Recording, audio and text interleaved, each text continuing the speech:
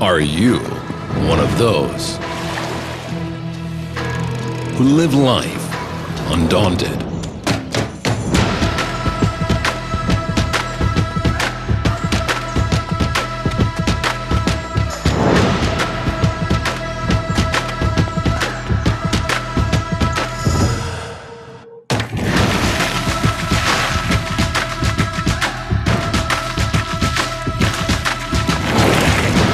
Are you one of those who seek the edge?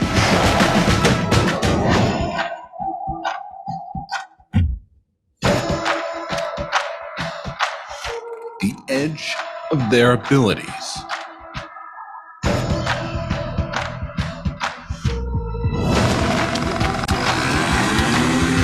Where sky is limitless.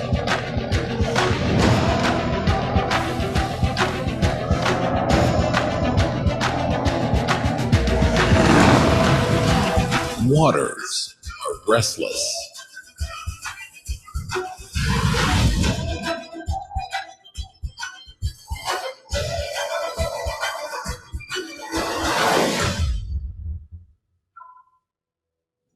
The way of living is timeless.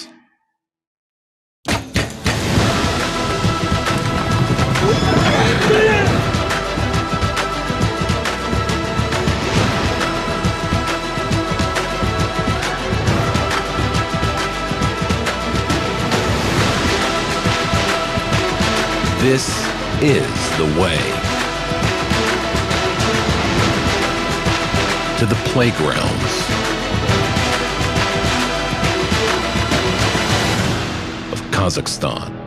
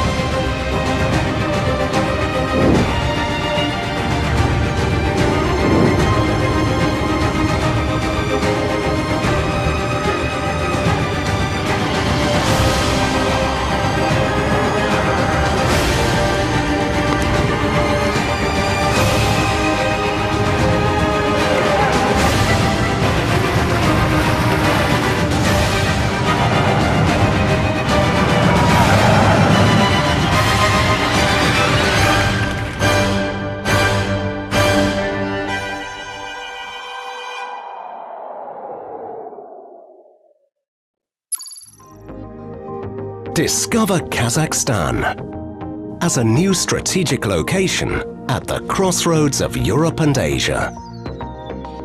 Develop and grow your business in the leading logistics, trade and business hub. Invest in a country with a great business climate, robust legal system, tax regime and advantageous investment incentives.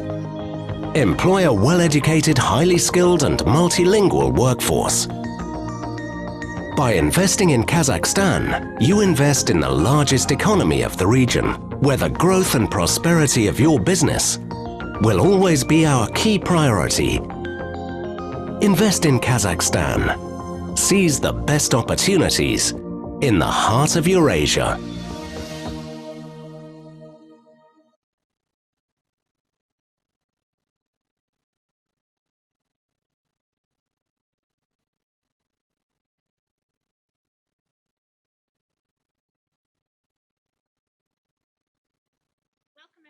The second day of the U.S.-Kazakhstan Trade and Investment Forum.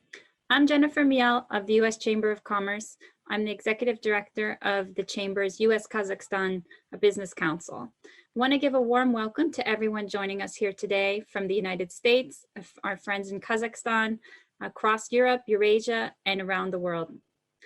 We are delighted to join here today to celebrate the milestone of 30 years of commercial diplomacy between the United States and Kazakhstan.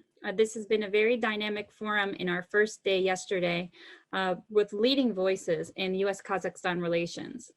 The theme of today's conference has been partnerships. We're hearing from partnerships in government and also in the private sector, looking back on the last 30 years, reflecting what works well and charting and writing the future for the next 30 years. We've heard from distinguished speakers such as the Deputy Prime Minister and Foreign Minister of Kazakhstan, the CEO of Chevron, the Minister of Agriculture, leading voices in private sector and government. And we're delighted to be joined here today by our distinguished speakers from the U.S. Commerce Department and Minister of Justice to kick us off. We'll be discussing sectors that will lead us into this next chapter of growth, such as digitization, energy and mining, looking at particularly renewable sectors and mining opportunities and partnerships for U.S. and Kazakhstan companies. So we'd like to thank our co-hosts for today's event, Kazakh Invest and the Embassy of Kazakhstan in Washington. Also want to thank our sponsors, Atamekin Chamber in Kazakhstan, Coca-Cola Company, and also MasterCard. So without further ado, I'd like to turn it over to Stuart Jones, who is Ambassador title and also from Bechtel. He's the President of International Regions and also Corporate Relations. Ambassador Jones, some of you may know from his distinguished career in government. He had about 3 decades of experience in the State Department, served as ambassador for Iraq, also Jordan, as well as acting Assistant Secretary for Near East Affairs. Ambassador Jones? Thank you so much, Jennifer, and thank you to the U.S. Chamber's U.S.-Kazakhstan Business Council, the Embassy of Kazakhstan in the United States, and Kazakh Invest for hosting this forum. Kazakhstan has had a remarkable first 30 years of independence and is on track for another outstanding 3 decades. This success story will continue thanks to leaders like Justice Minister Beketayev, who has been serving his nation with distinction for nearly 2 decades. I'm honored to provide these introductions for the U.S. Chamber's Kazakhstani conversation this morning. At Bechtel, we're very proud of our long history of partnership in Kazakhstan, where we've been an investor and where we've been delivering projects for our customers on a continuous basis since 1993. Bechtel helped develop the Tengiz and Korolev oil fields, built several oil and gas facilities at Tengiz, and constructed artificial islands with associated port facilities in the Caspian Sea off the coast of Baltino. Today, we support Kazakhstan's accelerated focus on carbon reduction initiatives as we move globally towards a carbon neutral future. Through collaboration with our customers focused on carbon emission reductions, we are shaping the future of energy.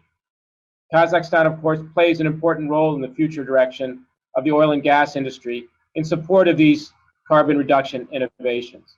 In Kazakhstan, as in other countries worldwide, we will continue collaborating with communities and customers to build a stable, sustainable, and prosperous future. So again, it's my pleasure to introduce the opening speakers during today's program.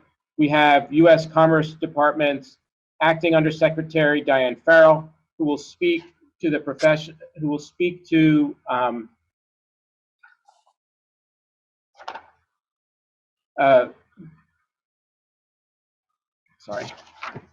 longstanding bonds between the United States and Kazakhstan in an array of sectors, including oil and gas, agriculture, infrastructure, and finance. And we have Kazakhstan's Minister of Justice, Marat Beketayev, who will discuss the business climate in Kazakhstan and advances made in those underway. First, we'll hear from Diane, who has a distinguished public service career with positions at the state, local, and federal government levels, championing economic development and infrastructure. Diane is the former mayor of Westport, Connecticut. She has served at the U.S. Export-Import Bank and U.S. India Business Council prior to the Department of Commerce's International Trade Administration. In Diane's current role, she plans, determines, and coordinates policy, directs the International Trade Administration, and oversees the daily operations of the International Trade Administration, which has an annual budget of $483 million with approximately 2,100 trade and investment professionals based in more than 100 cities and 70 markets around the world. So let's start with you, Diane, and thank you very much. Well, thank you, Ambassador Jones. It is wonderful to be here. It's great to see all of my friends at the U.S. Chamber. It's wonderful to be with all of my colleagues with the U.S. Commercial Foreign Service.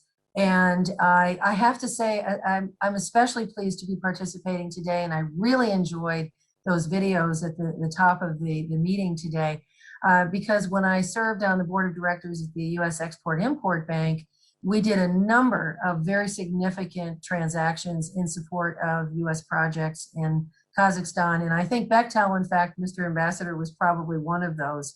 So I feel that this acknowledgement of the 30th year of diplomatic relations is a wonderful place to begin the conversation this morning. And I know that you had very successful interactions yesterday as well.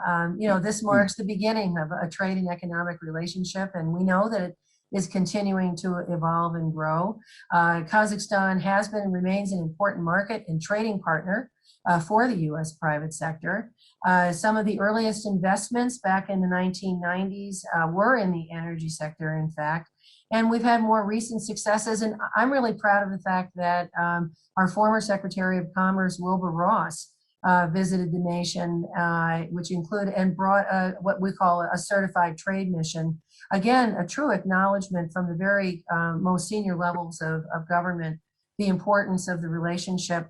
We're obviously extremely grateful always to the U.S. Kazakhstan Business Council and their predecessor organization. As I think the video really very successfully points out, the location is a central part of East-West transit. And so they really are, the country really is at the center of a very important region that does provide tremendous significance, both from a regional security standpoint, but also an integration, and especially as we talk about some of the areas that we're focusing on right now with the Biden-Harris administration. So we obviously know that we have dealt as a globe, we have dealt with the challenges of the pandemic, the economic impacts and tolls that they have taken.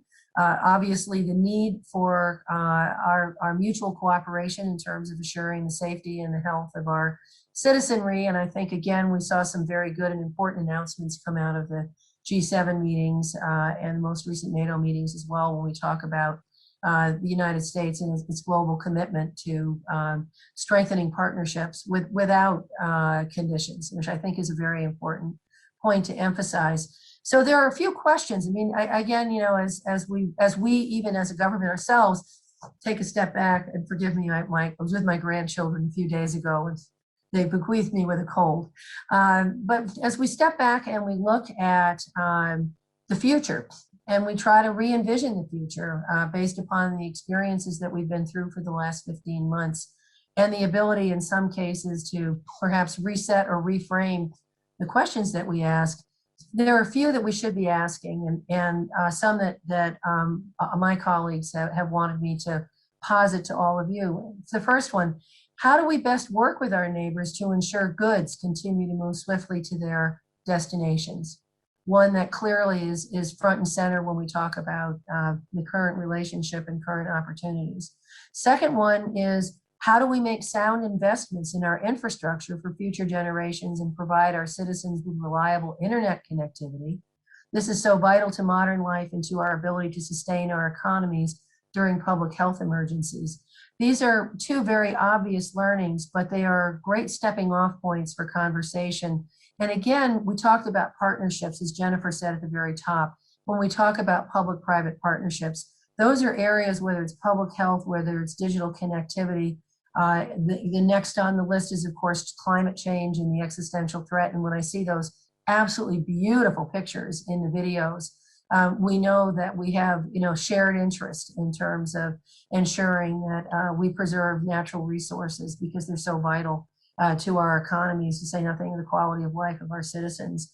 And we have to talk about internet security. When we talk about a digital world, we know that things are different than where we might have been a few years back. And there are tremendous opportunities where U.S. companies have levels of expertise that can be extraordinarily valuable to our partners overseas. And we want to make sure that we're showcasing those important opportunities. And one thing that I will always say is, as my colleagues who have heard me speak to other groups and organizations globally, U.S. companies, and Bechtel is a great example. We talk about quality all the time. We talk about life cycle cost. We talk about the value of understanding the extraordinary capabilities that U.S. companies provide, the cutting edge and leading technological opportunities that companies provide. So that's one that I always want to underscore. As the ambassador mentioned, I was a mayor for 8 years. And so I'm very familiar with bidding processes. I'm very familiar with infrastructure projects and financing, especially with my Ex-Im Bank experience. And if there's one thing that I have learned throughout, it's always look for the quality, look for the long-term benefit, not just looking for the short-term, perhaps, lowest cost opportunity to deal with some of these long-term investments like digital infrastructure or physical infrastructure itself. So very important. And I can't say enough about our U.S. companies. A couple of other topics that I'm just going to hit on briefly. Foreign and direct investment. We are really pleased to note and very proud of the fact that U.S. companies continue to be the largest source of private FDI in Kazakhstan. Again, this belies the trust and the commitment that American companies have placed in the Kazakhstan economy and the location as it relates to economic opportunity, job creation, work training, technical assistance.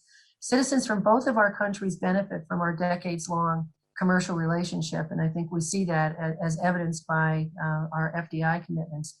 The second, and this is a program I'm really proud of that not everybody knows about within the Department of Commerce, and yet it is a huge benefit to developing economies, and it's known as SABIT, or Special American Internship Training Program. And the ambassador may be familiar with some of the markets where he had responsibility with SABIT. We've been in Kazakhstan for a long time. 475 Kazakhstani business professionals have actually participated in the SABIT program, and they've been sending delegations to the U.S. or delegations or consultants have been visiting Kazakhstan for 30 years, really since the beginning. They have converted to virtual programming over the last 16 months, obviously because of COVID, and we're really looking forward to when the U.S.-based programs can return following the pandemic. And just as a flag, renewable energy programs will be the focus of the SABIT work in the near term. So for folks who are taking note, please watch and follow. And especially if you have an interest in renewable energy. And obviously this is an area that is a major priority as we look at the current climate crisis for the Biden-Harris administration. Again, I want to thank my friends and colleagues for convening a forum like this. It's absolutely fabulous, and we've all gotten better at virtual interactions, although we all pine for the time when we can be together in the same place. I know the dialogue has already been important. It will continue to be. I want to thank the Prime Minister's office for taking the time to meet with representatives of AmCham and the other business communities, including the investor council sessions. We've heard from American businesses. These sessions are a vital conduit for an information exchange. We also know that, there are always going to be those issues that we have to address in terms of market challenges, transparency, predictability, consistency, things of that nature. But it's these kinds of dialogues that really help us to bridge some of those gaps of understanding and to give successful examples. And again, thankfully, the US and Kazakhstan have a number of successful examples to cite. I do want to welcome virtually the newly arrived Ambassador Shikbayev to Washington and encourage him, of course, to meet with US companies and in any relationship. As I say, we'll be able to talk those through. I will say to ambassadors, particularly, that at this moment when we're unable to have our senior officials fly to visit with their counterparts during the pandemic, and where we are still quite constrained when we talk about international travel, I believe that ambassadors are taking on an even larger role in terms of having those important interactions with our US government counterparts in Washington, D.C. And so I very much look forward to, Mr. Ambassador, to your active participation and in-person opportunity to meet with our secretary and our senior officials. So finally, I will just say that I want to remind everyone on this call that we have US commercial service representatives at the consulate in Almaty, at our export assistance centers around the US, as well as in Washington, D.C., our Office of Russia, Ukraine, and Eurasia. And they stand ready, willing, and very eager to work with all of you to help to facilitate and to strengthen what has been duly recognized as a very successful 30-year relationship and collaboration. So with that, Mr. Ambassador, back to you, and thank you one and all. And again, it's wonderful to see you, and I wish everyone the best of luck and very good health. Thank you, sir. Thank you, Madam Undersecretary, for those terrific remarks. It's a great kickoff to today's discussion, and there's a lot for us to take away from there. Thanks also for your kind remarks about Bechtel. Now, we're honored to hear from Kazakhstan's Minister of Justice, Marat Beketayev. Minister Beketayev is also a long-serving public servant who has served in various positions in Kazakhstan's government, including its civil service agency, Ministry of Foreign Affairs, and the Prime Ministry. He was appointed Minister of Justice in 2016, and he is leading an open and transparent approach to citizen-engaged government with a focus on reforms. The minister is a graduate of the London School of Economics and Political Science. And Excellency, we're really honored to have you this morning and delighted to see you here. Thank you so much for joining us. Thank you. Good morning and greetings from Nur Sultan to all of you. Thank you so much to the US Kazakh Business Council and to the US Chamber of Commerce, to our embassy to Washington, and to Kazakh Invest for your hard work in organizing this event and for inviting me to be here today. This trade and investment forum provides a wonderful platform for Kazakhstan to tell its story and to highlight all the efforts we have made today to attract foreign investment and specifically US businesses to Kazakhstan. We have been working hard to ensure that our country has the necessary infrastructure in place to create strong, long-standing bilateral business relationships with our American partners. I'm happy to have the opportunity to share with you some of the reforms we've made and successes we've achieved. Kazakhstan turns 30 years old this year. At the beginning of our independence in 1991, we had GDP per capita of roughly $700 US. Today, that figure is roughly 9,800. Our economy is twice the size of all other Central Asian countries combined. We have worked very hard to establish a strong market-based economy, and we continue to build and improve institutions and policies that attract business enterprises to invest in our country. Before I focus on some of the legal and regulatory steps Kazakhstan has taken to attract US business, let me first address some of the investments we've made in our own people. We made a decision early on that we wanted to ensure that our citizens learn to speak English. Initially, we only required English language training in secondary school. But starting in 2016, we began teaching English in primary school as well. Additionally, in 2017, we also made decision to transition from Cyrillic alphabet to the Latin alphabet, with the goal of completing the transition by 2025. We have invested heavily in our CIS youth workforce. Since 1993, Kazakhstan has offered the Bolashak Scholarship. Bolashak means future in Kazakh. And this scholarship assists college graduates to pursue advanced degrees abroad. Almost 13,000 students have gone through this program.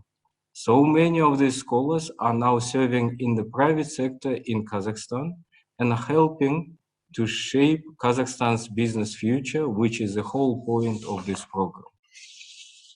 Kazakhstan is a party to more than 200 multilateral treaties and agreements addressing trade, taxation, dispute resolution, labor relations, and intellectual property protection, among others. We joined the World Bank's International Center for Settlement of Investment Disputes in 1992 and the New York Convention on the Enforcement of Arbitral Awards in 1995. After 20 years of negotiations, Kazakhstan was admitted to membership in the World Trade Organization in 2015. We participate in many other trade-related treaties and agreements, including patent and trademark agreements administered by the World Intellectual Property Organization. Kazakhstan is also party to more than 50 bilateral investment treaties, including an agreement with the United States in 1992. Another important and exciting step Kazakhstan has taken to attract foreign direct investment is establishment of the Astana International Financial Center in 2018. The center creates new opportunities and incentives for investment in Kazakhstan. The AIFC offers investors the option of separate and independent legal and regulatory framework within which to operate, based on English common law, including its own trial and appellate courts staffed by British judges. Arbitration and mediation are also available through the center, and awards are enforceable in Kazakh courts and international. Already 296 cases have been resolved in the courts of AIFC, along with 438 cases resolved in AIFC arbitration or mediation. Kazakhstan has adopted numerous fundamental reforms to its judicial and legal systems aimed at guaranteeing independent and qualified judges, ensuring the rule of law, increasing accessibility of the courts, and bringing Kazakhstan's courts into line with international standards. In 2016, Kazakhstan reformed its laws governing arbitration, bringing them more fully into line with New York Convention and other international arbitration standards. The new laws clarify that Kazakh courts may review only procedural aspects of arbitrations and may not second-guess the arbitrator's decision on the merits. Due to time constraints, I clearly cannot give you all the details of everything that Kazakhstan has done to create a welcoming environment for the business community. But I believe This gives you general overview of how committed we are to forging long-lasting partnerships with US companies and business interests. To that point, I'd just like to provide you some statistics that are maintained by the UN Conference on Trade and Development. First of all, arbitration claims against Kazakhstan are very low compared to the amount of foreign indirect investment we have received. From 1993 to 2020, Kazakhstan had inflows of roughly 350 billion of FDI. During that same period, the total sought by some investors through arbitration claims against Kazakhstan amounted to 22.3 billion. Kazakhstan was able to defend its position in most of the cases before independent arbitrators. Where the arbitrators found further investors, we respectfully complied with their awards. As of today, the amount that was awarded and settled equals to 308 million. As I mentioned previously, Kazakhstan joined the World Bank's International Center for Settlement of Investment Disputes in 1992. And since that time, we have been involved in 23 total and 19 reported investor-state arbitration cases. To put this into perspective, within the same time frame, the United States has been involved in 20 cases, Canada 31, Spain 53. While there are 4 cases ongoing, I'd like to provide statistics on the 19 reported cases. Of those cases, Kazakhstan won 10 of the cases, with the claims being dismissed in their entirety. We settled 2 of the cases before determination was made, and investors prevailed in 7 of those cases. With one exception, we either promptly paid the award or we settled during or following the appellate process. I'll note that both the World Bank and ICSID have described these statistics as balanced and in line with expectations. They reinforce the fact that Kazakhstan is an excellent place to make significant capital investments and that the Republic is a reliable investment partner. In the past 30 years, there has only been one case that Kazakhstan has lost and has continued to challenge post-arbitral award. That is because we believed and now have concrete evidence that this arbitration award was procured by fraudulent financial data supplied to third-party auditors.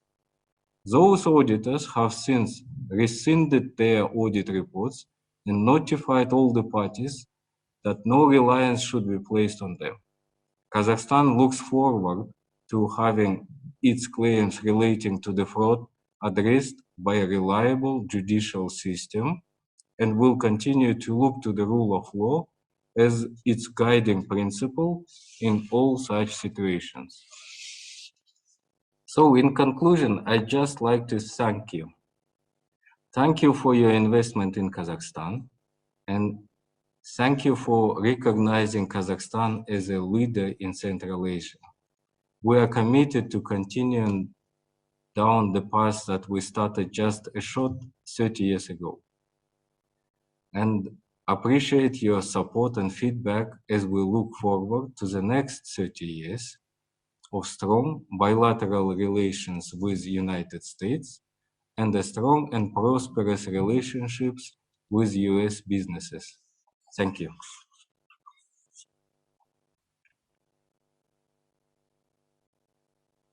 Thank you, Minister Beketayev, for your leadership in championing many business reforms in Kazakhstan and also to help with development of human capital in Kazakhstan. Some of these programs that you described sound like very good partnership examples for US and Kazakhstan. We appreciate again your commitment to rule of law and alignment with international norms, especially within WTO, World Bank programs, and also within OECD. So To close out today's session, at the opening, again, we want to thank the minister and also our speaker from the Department of Commerce, who've outlined important details for us to keep in mind today on partnerships, also looking at the future of the next 30 years for growth between US and Kazakhstan, really looking at opportunities where US companies can partner with Kazakhstan companies and bring innovation ingenuity to build out some of these trade corridors in Central Asia and linking Europe and the Far East. So with that, we'll conclude our closing session, our opening session, and transition to one of the first panels of today, which is on energy and mining. And it will be moderated by International Government Affairs Manager from Chevron, Amy Conroy. And Amy, many of you know well.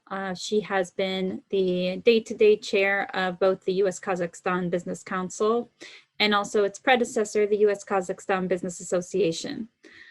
Amy knows Kazakhstan very well, and she will be leading today's panel on energy and mining. Amy, I'll turn it over to you.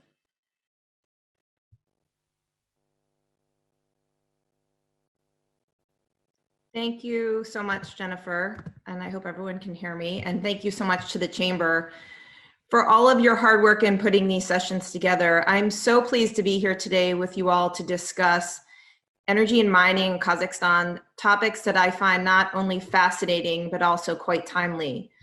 We have a great panel to hear from today from the Kazakhstani government, the US government, and the private sector, each discussing different and varied topics.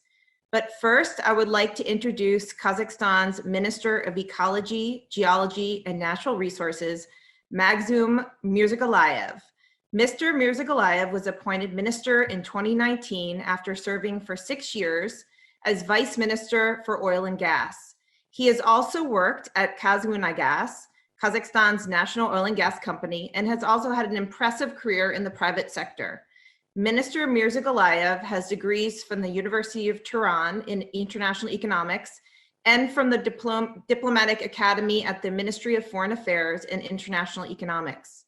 Minister Mirzaghalayev, thank you so much for joining us today. It's truly a delight to see you here and for you to join us, and we very much look forward to your remarks. Thank you very much. Good morning to everybody. First of all, I would like to thank organizers for organizing such a nice event. I think it is quite important for us to continue this dialogue on a regular basis, and I would like to deliver very briefly my speech, which is related on our cooperation in green economy and on geological aspects. First of all, I'd like to say that the environmental protection and ecological issues are very important for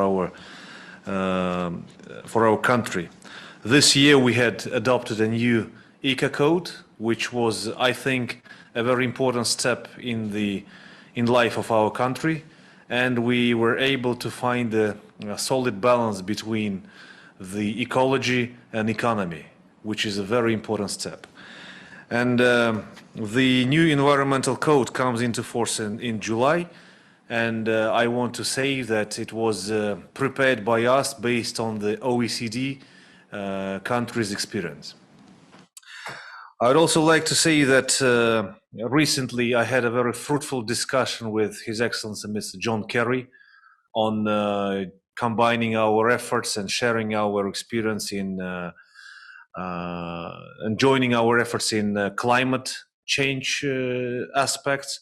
And we agreed that Kazakhstan should also continue to play the leading role in terms of bringing the regional countries from our region, from Central Asia region, and build the C5+1 platform also on environmental basis too. And we we offered to have a meeting C5+1 sometimes this autumn and inviting ministers of ecology of our region, and including Mr. John Kerry. I would also like to say that we are very much interested in attracting green financing into our economy, and we are keen on working closer with American investors and American companies. A few words on our potential. As you all aware, Actually, our economic operation was started 28 years ago when Chevron was one of the first large foreign investors who came to Kazakhstan and started developing a huge oil and gas field called Tengiz. But I think that there is a huge potential that exists in cooperation and exploration of rare earth metals. And we are ready to provide American companies the required geological data. We are ready to provide some incentives if needed in order to create this joint business in Kazakhstan. We have mines of lithium, we have copper sandstones containing osmium oxide, we have tantalum containing ores, and we have some deposits with associated niobium. And I think, of course, since this is now the trend worldwide is to move to the electric vehicles, it requires, of course, rare earth metals in order to produce the batteries, etc., etc. And we believe that Kazakhstan should play a larger role in this aspect. And I think Kazakhstan could become a, let's say, hub for American companies in order to expand this to the local, including European markets too. So we, as I said, we are looking for investors, we are looking for partners, and we are ready to provide the required support from our side. So please let us know if you have such an interest, and we as a ministry and we as part of, we as a government will provide all the required support. Thank you very much.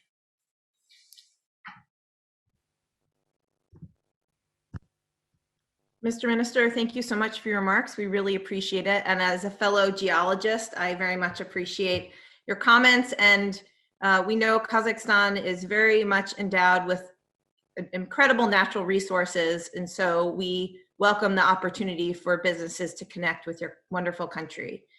And now I'm going to turn it over to our panelists. Our first will be Deputy Assistant Secretary for the U.S. Department of Energy, Andrea Lockwood.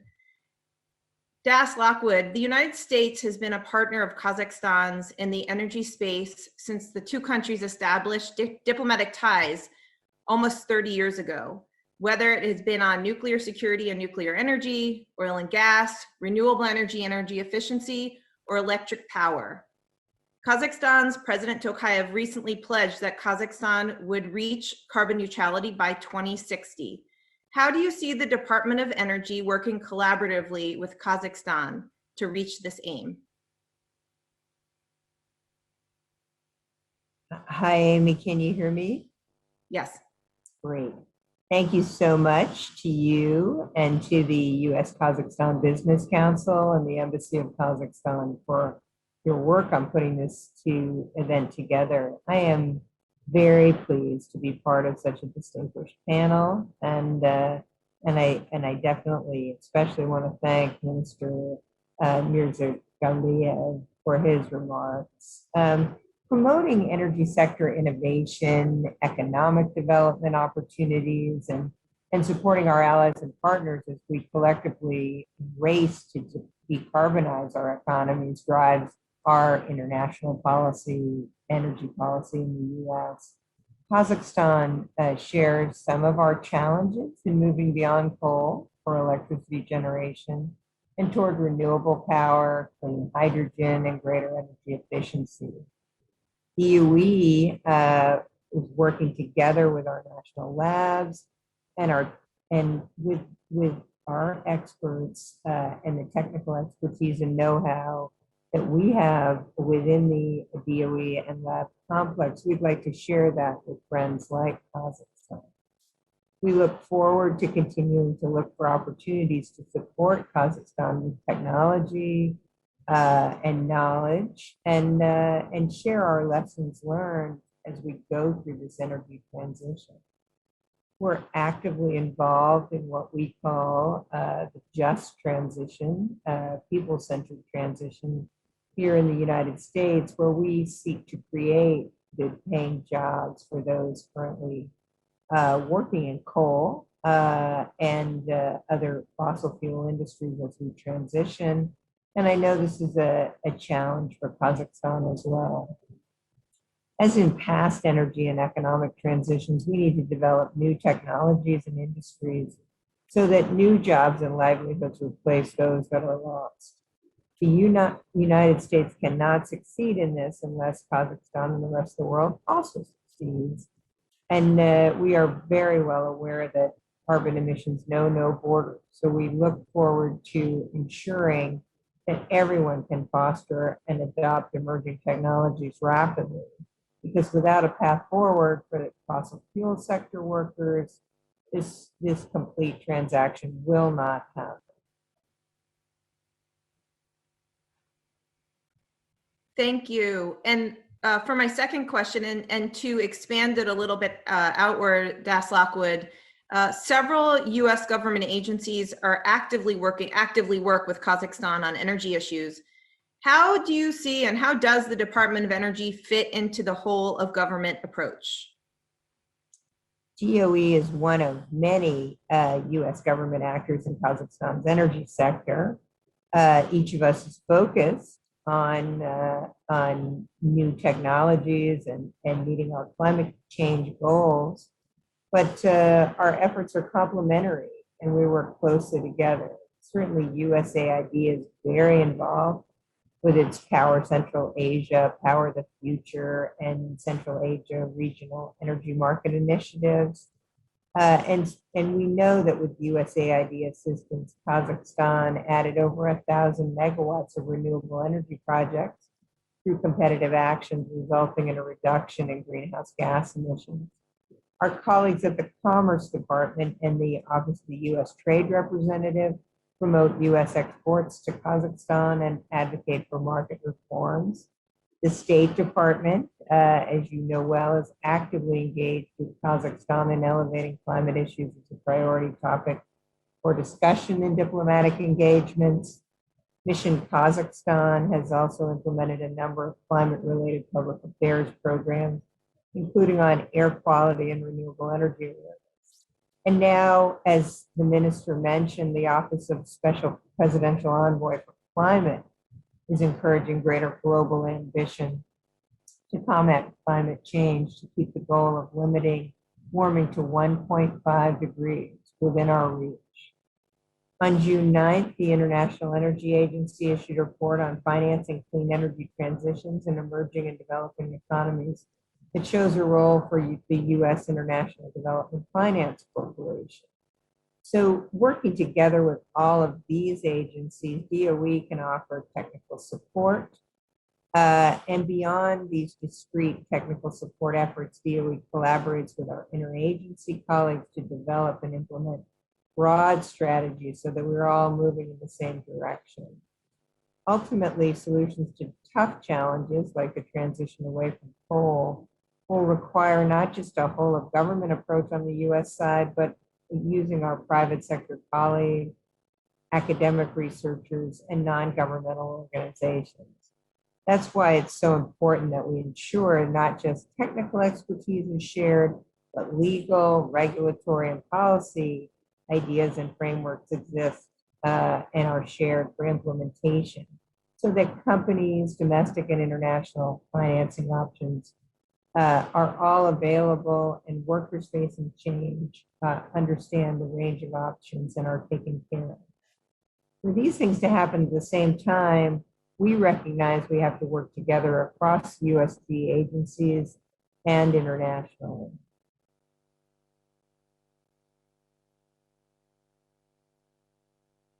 Thank you, Das Lockwood. That's very heartening, and I'm happy to hear that the U.S. government is very much working hand in hand on its cooperation with Kazakhstan in this very, very critical, important topic.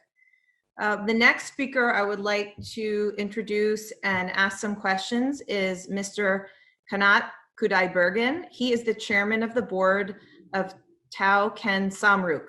For those of you who don't know, Tauken Samruk is Kazakhstan's vertically integrated national mining company which extracts gold, copper, lead zinc deposits with growing prospects in the development of rare earth metals in the rare earths sector.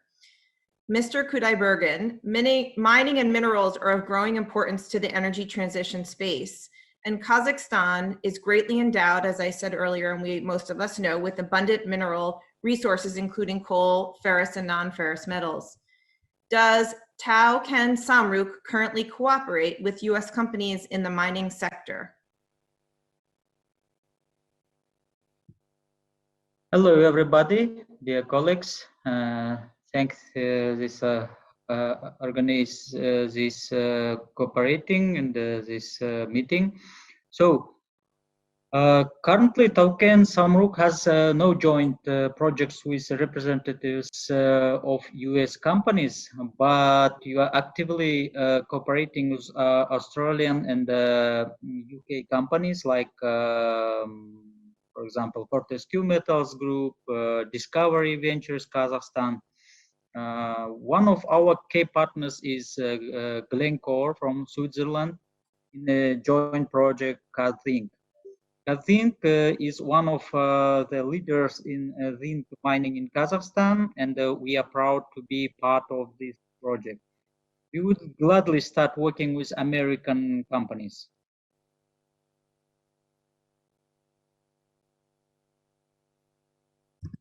And what is the framework of Tauken Samruk's cooperation with its foreign partners? As before, our minister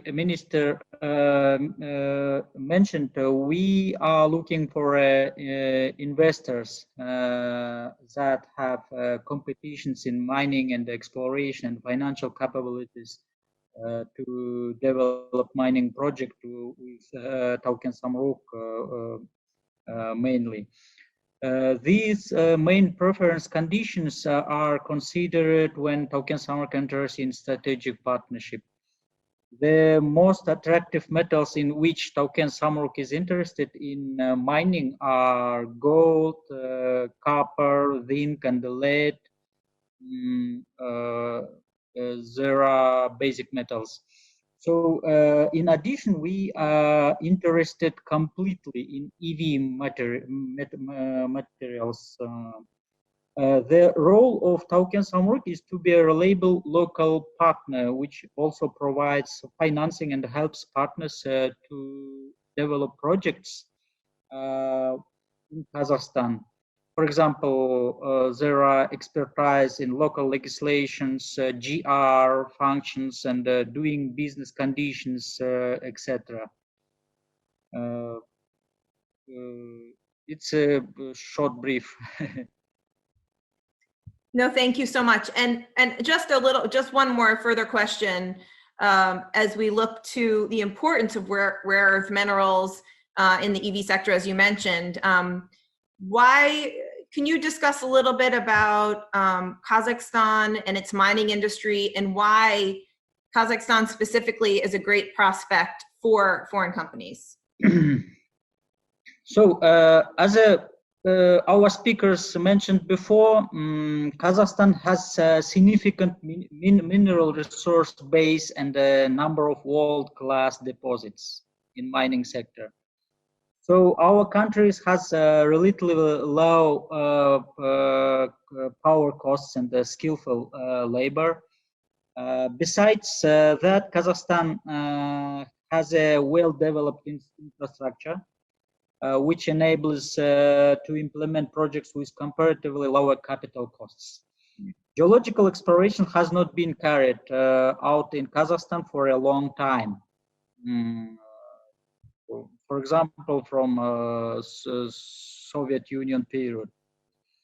Exploration is carried out up to a depth of 200 meters, while recently discovered large deposits in other countries were at a greater depth.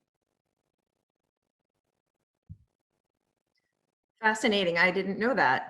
But I do know that Kazakhstan is an enormous country, I think the 9th largest in the world. And so there's a lot of exploring to do, clearly. Thank you. Thank you so much for discussing the mining sector. We're gonna, as I said, we're gonna change topics today, and now we're gonna discuss Kazakhstan's economy with Chris Wiefer from Macro Advisory. He's the chief executive at Macro Advisory and knows this region very, very well. Chris, Kazakhstan's economy fared relatively well through the pandemic, contracting by only 2.6% in 2020, and is on course for growth between 3.5% and 4% this year. I'm curious as to why you think Kazakhstan achieved this result, and what does this positive picture of these numbers suggest?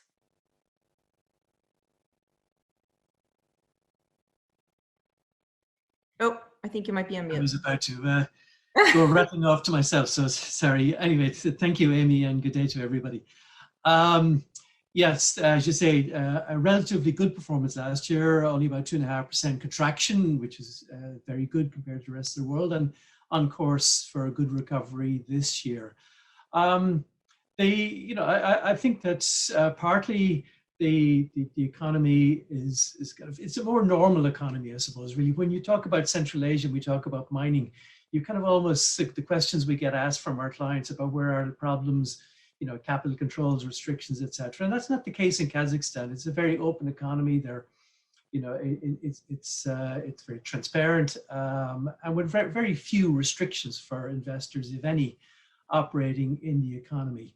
Last year's performance came about because the government had very good financial resources in which to draw on. So, they building up the financial reserves and the sovereign wealth fund, it was able to draw down on that money to pay supports for the economy, to provide supports for people and small businesses, but also to keep the economy moving along, and didn't have to kind of resort to the sort of severe lockdowns that we saw perhaps in other economies in Europe and elsewhere. So it had to build up resources, the legacy, I suppose, of kind of strong hydrocarbon flows over the last several years. And this year, the background is, yes, we're obviously seeing a very strong recovery in the oil price, and Kazakhstan is also adding to volumes with the expansion, obviously, in Kashagan some time ago, and coming up, I guess, with the start of expansion in Tengiz. So some kind of higher volume, but the higher price, which means that budget revenues are also a lot better than being expected. And they still have a lot of reserves that they can draw on. So the government is in a good position, therefore, to fund budget spending aimed at maintaining stability, and also aimed at now starting increasingly to kind of move away from a focus on stability, but starting to look at how to use that money to create incentives. So some of those are tax-based. Obviously invest in different projects. Foreign investors can expect to cut tax deals. We're hearing that. They can afford it. Also co-investment from the government, in big projects, whether that's providing maybe better access to projects, better export routes. So, we are seeing the government, put its money where its mouth is, if you like to put it that way. And it is using its financial resources not only to kind of maintain kind of stable economy and to support the people and support businesses, but also now increasingly to help attract foreign investors into different parts of the economy. And of course, resources, extractive industries, still top of that list, but it obviously embraces other areas like agriculture as well. So I think, therefore the outlook looks pretty good. The country has the resources to maintain this level of recovery and to expand on that over the next several years. Great, thanks, Chris. That's really promising and hopeful. I'm happy to hear it. You mentioned that the government is making these changes to, diversify its economy, and we hear that it's as a central goal of the Kazakhstani government, as it's been very reliant on the hydrocarbon economy for quite a long time. What evidence do you see that investors are responding to the government's kind of drive to diversify, and what are the prospects for increased investment into diversification? Yeah, look, this is a topic that comes up a lot with resource-rich countries. Every so often, whether it's Russia or other countries in the neighborhood, kind of at some point always talk about how to use their kind of resource wealth to create greater diversification and to sustain that growth. But the pressure is now kind of increasing more at a faster pace than we've seen before, simply because of the move towards climate management, renewable energy. And we can see, I guess I don't have to tell Western oil companies, the pressure that you guys are under from shareholders, environmental groups, etc., to be doing more about diversification. So the bottom line is that if you're sitting in Nur Sultan or Moscow or Baku, you really have to start much more seriously thinking about, whether this could be the last opportunity to start using resource wealth to create a better platform for long-term growth. In other words, you can't rely on, say, the oil price or oil demand staying forever, regardless of what the scenarios are. So there's a lot more pressure, first of all. The government in Kazakhstan has been talking about diversification for a very long time, and I think certainly has been criticized for doing a lot more talking than actually affecting change. And there's so many kind of 5-year plans or other development plans announced with great fanfare, and yet not a great deal seems to have happened. The emphasis has continued to be on the hydrocarbon sector and on metals and mining and extractive industries. But whether it's different this time around or not, obviously the big change is the change in leadership. President Tokayev coming in, building his new team. I think the changes that we see in society, the greater demands from people in Kazakhstan, for greater wealth distribution, for better job opportunities, for greater income growth, all of these things, plus the background of kind of moving towards the kind of greener energy and perhaps a question mark at least over to sustainability of hydrocarbon as the key driver of the economy. So you can say, therefore, with a little bit more conviction that this time round it does appear different, and there is greater pressure on governments in Kazakhstan, governments like Kazakhstan, to actually get on with it and to start, kind of diversification programs. And I expect that's what will happen. So right now, as I mentioned, we are seeing kind of the emphasis still on extractive industries. And why not? Because that clearly is where the opportunity is. And if you mention something like the Belt and Road system or the Indian-funded North-South Transport Corridor, Kazakhstan is in a great position to develop these resources and to export them to key markets in the next few years. So quite rightly, therefore, emphasizing this sector and building on that, simply makes sense. But then, the other areas that are target for growth, where the country does have competitive advantage and where it can see growth, agriculture is a clear one. As you mentioned, the 9th biggest country, that's a lot of agricultural land. Food processing, but also technology and other related areas. The government has a kind of fairly clear and detailed program. And I think the difference this time, if you like, is that there is now a clock ticking on the hydrocarbon reliance. It's not today or tomorrow, but it's certainly over the next decade. And so therefore, there is this greater pressure for the government to open up and try and attract more investors and to use the resource well to do it. And at the same time, we can certainly see a lot of domestic changes and social changes where people are also expecting that. And I think President Tokayev has recognized this. He's talked about it a lot. And I would expect over the next several years, the economic base will remain very dependent on resources, but we will start to see a lot more diversification, I think, and job creation, and therefore tax generation in other areas. I think Kazakhstan is in a very good position because it's got relatively few legacy problems to hold it back. It's in a good position actually to make that transition. A lot of hydrocarbon countries are looking at Kazakhstan to see what it does next. Chris, final question, and I'm interested in this because, I come from Chevron and I fundamentally am interested in this topic, and I know a lot of variables go into your response on this, but how urgently do you think that the government of Kazakhstan should be looking at new energy sources? You kind of touched on it, like it doesn't have to be tomorrow, and we have, demand, there's all different projections of demand for oil and gas. But I'm curious as what do you think about how aggressive do they need to be? Well, as you already said, that really is I don't know what the figure is, the $1 trillion question at least.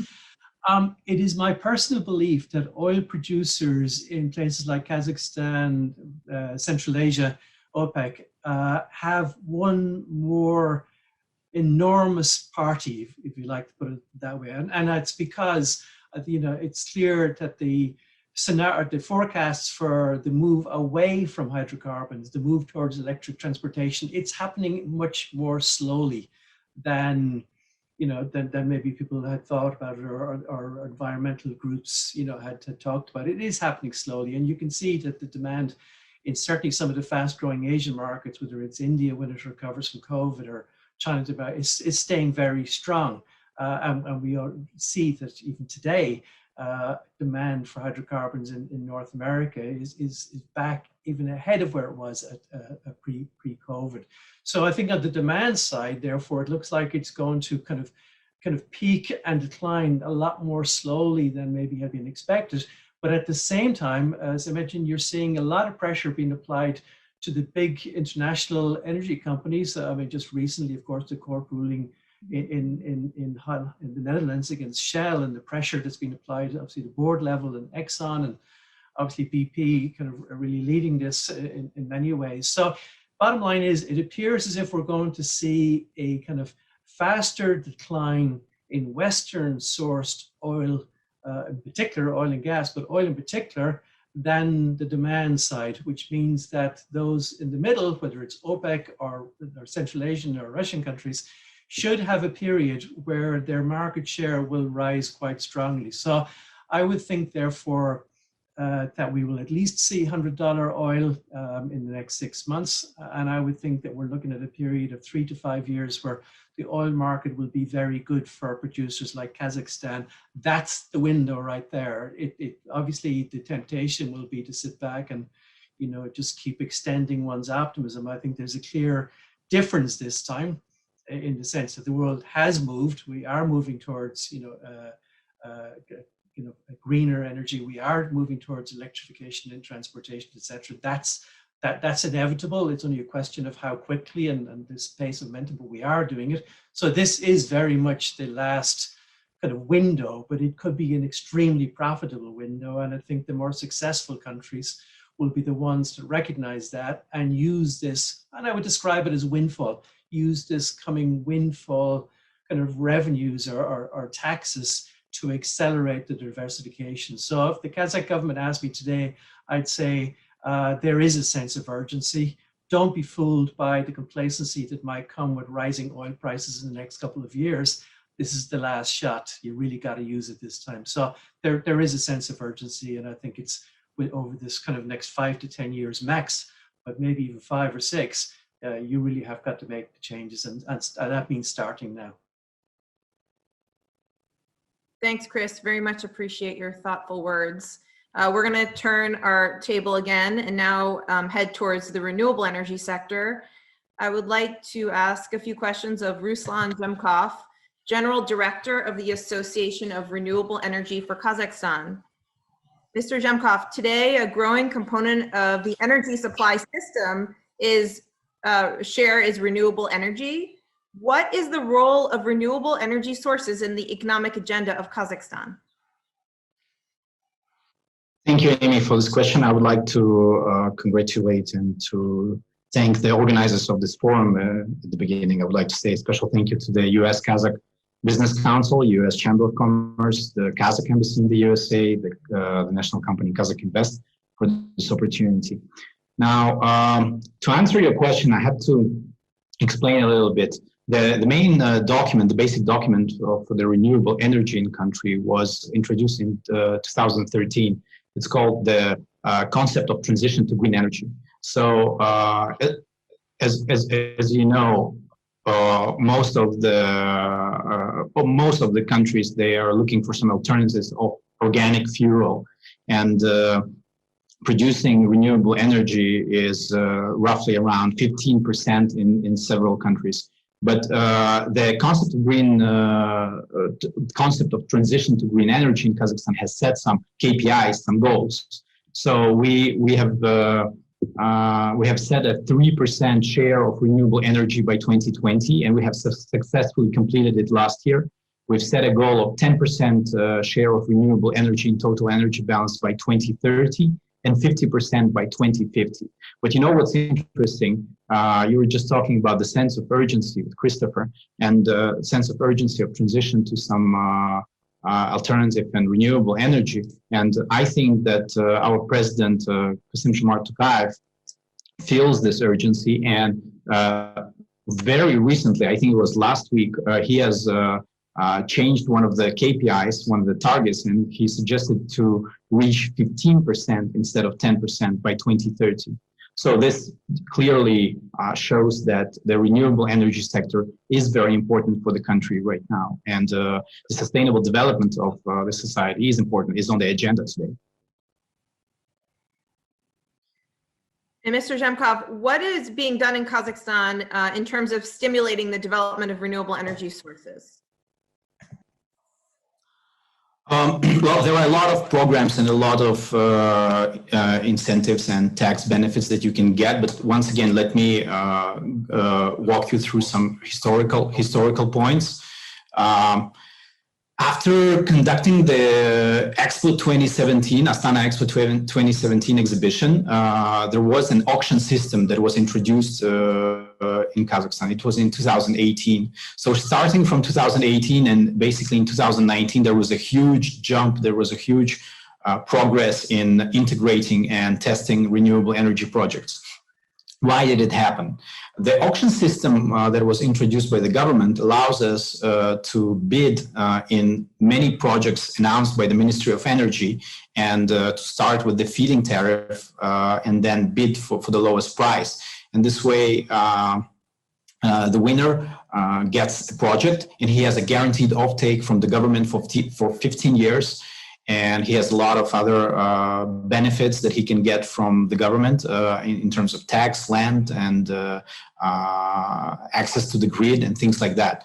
But there is also another set of incentives and benefits that you get from the government, is especially in the for the small and medium sector. So we see some special programs co-funded by DAMU and UNDP, and we see a lot of programs that are opening for people who are trying to do some projects in the field of energy efficiency. So the whole topic is very hot right now, and we have so many programs right now that we're actually waiting for investors, and we're happy and we're proud to show all those programs, and we invite the American companies to participate in all those auctions as well. We have a big interest from the Europeans, like the Germans, the Italians, the Spanish. They are very active in all those auctions and bids. The Russians, obviously, the Kazakhs, but we would like to see more US companies on the market as well. So you would say that this market, the RES market, is open, relatively open for foreign partners? Well, it's not relatively open. It is open for foreign companies, and there are no limitations. There are no restrictions for foreign companies to be here. And I personally, as a representative of the Association of Renewable Energy, think that there should be some kind of localization done in the country when the projects are implemented.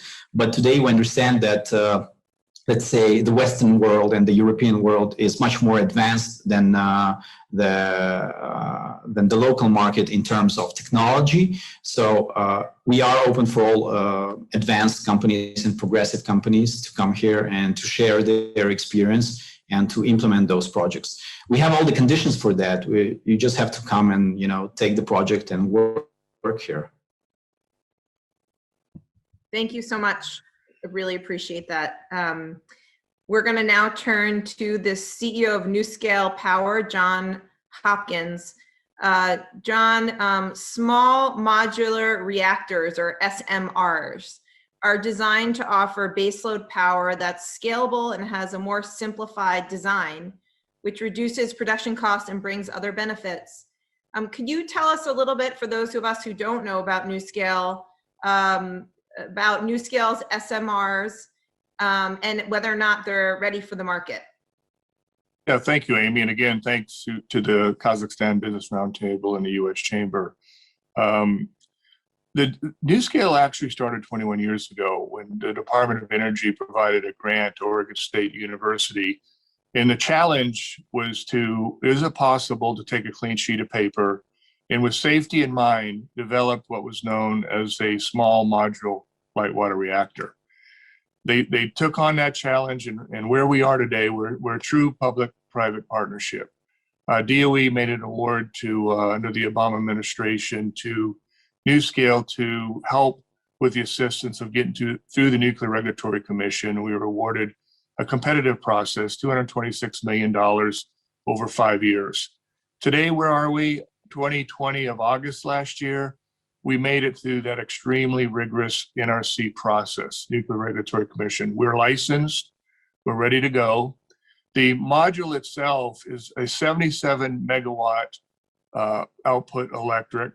Each module is independent of one another. And so many countries we're in discussions with right now, and you can configure these because they're scalable. So you could have a plant with 4 of them, which equates to about 308 megawatts, up to 12 at almost a gigawatt size of 924 megawatts. And the fact that each one is independent of one another, you could have 3 or 4 of these in operation, generating revenue in, let's say, cities of the future, and then you want to add to them, you can do that later. Or if you want to, like a country like Singapore, who's looking for water independence, you could use 3 or 4 modules as it relates to providing electricity, and 2 or 3 modules just providing the energy requirements for reverse osmosis desalination. We're also in the process right now, we put together a multinational consortium for hydrogen production. And we'll be working with INL. I'm not at liberty to announce who those companies are yet, but we will probably hopefully do so in July or August timeframe. We're seeing a lot of, not just NuScale, but the advanced nuclear community in itself. Many of the countries and companies we're talking with now, Amy, have admitted that they cannot reach their decarbonization goals as fast as they like, just on renewables alone. They're looking at advanced nuclear. We have the capacity also to complement renewables in the area of load following. When the wind's not blowing, the sun's not shining, we could help load follow the intermittency of renewables. And we're in discussions with a few companies with that also. To date, we have $1.2 billion US invested in this asset. So we're very close to commercialization. Our first plant is scheduled to be online in 2029, and that's when the customer, it's the Utah Association of Municipal Power, needs the energy. However, with our current supply chain, we could easily be in ground operational by 2027. We have a robust supply chain. We just had 2 Japanese companies invest cash in us, JGC and IHI Manufacturing. A Korean company, Doosan, is assisting us with the modular fabrications. They invested cash. So these are bottom line dollars where these companies are betting the future on us. We have 12 MOUs currently, predominantly in Central and Eastern Europe, and as well as Sub-Saharan Africa. And what they're looking for, these are either at CEO levels or energy minister levels. They're not legally binding, but it shows the interest that they're having in advanced nuclear. So we're keenly interested in working in a country like Kazakhstan.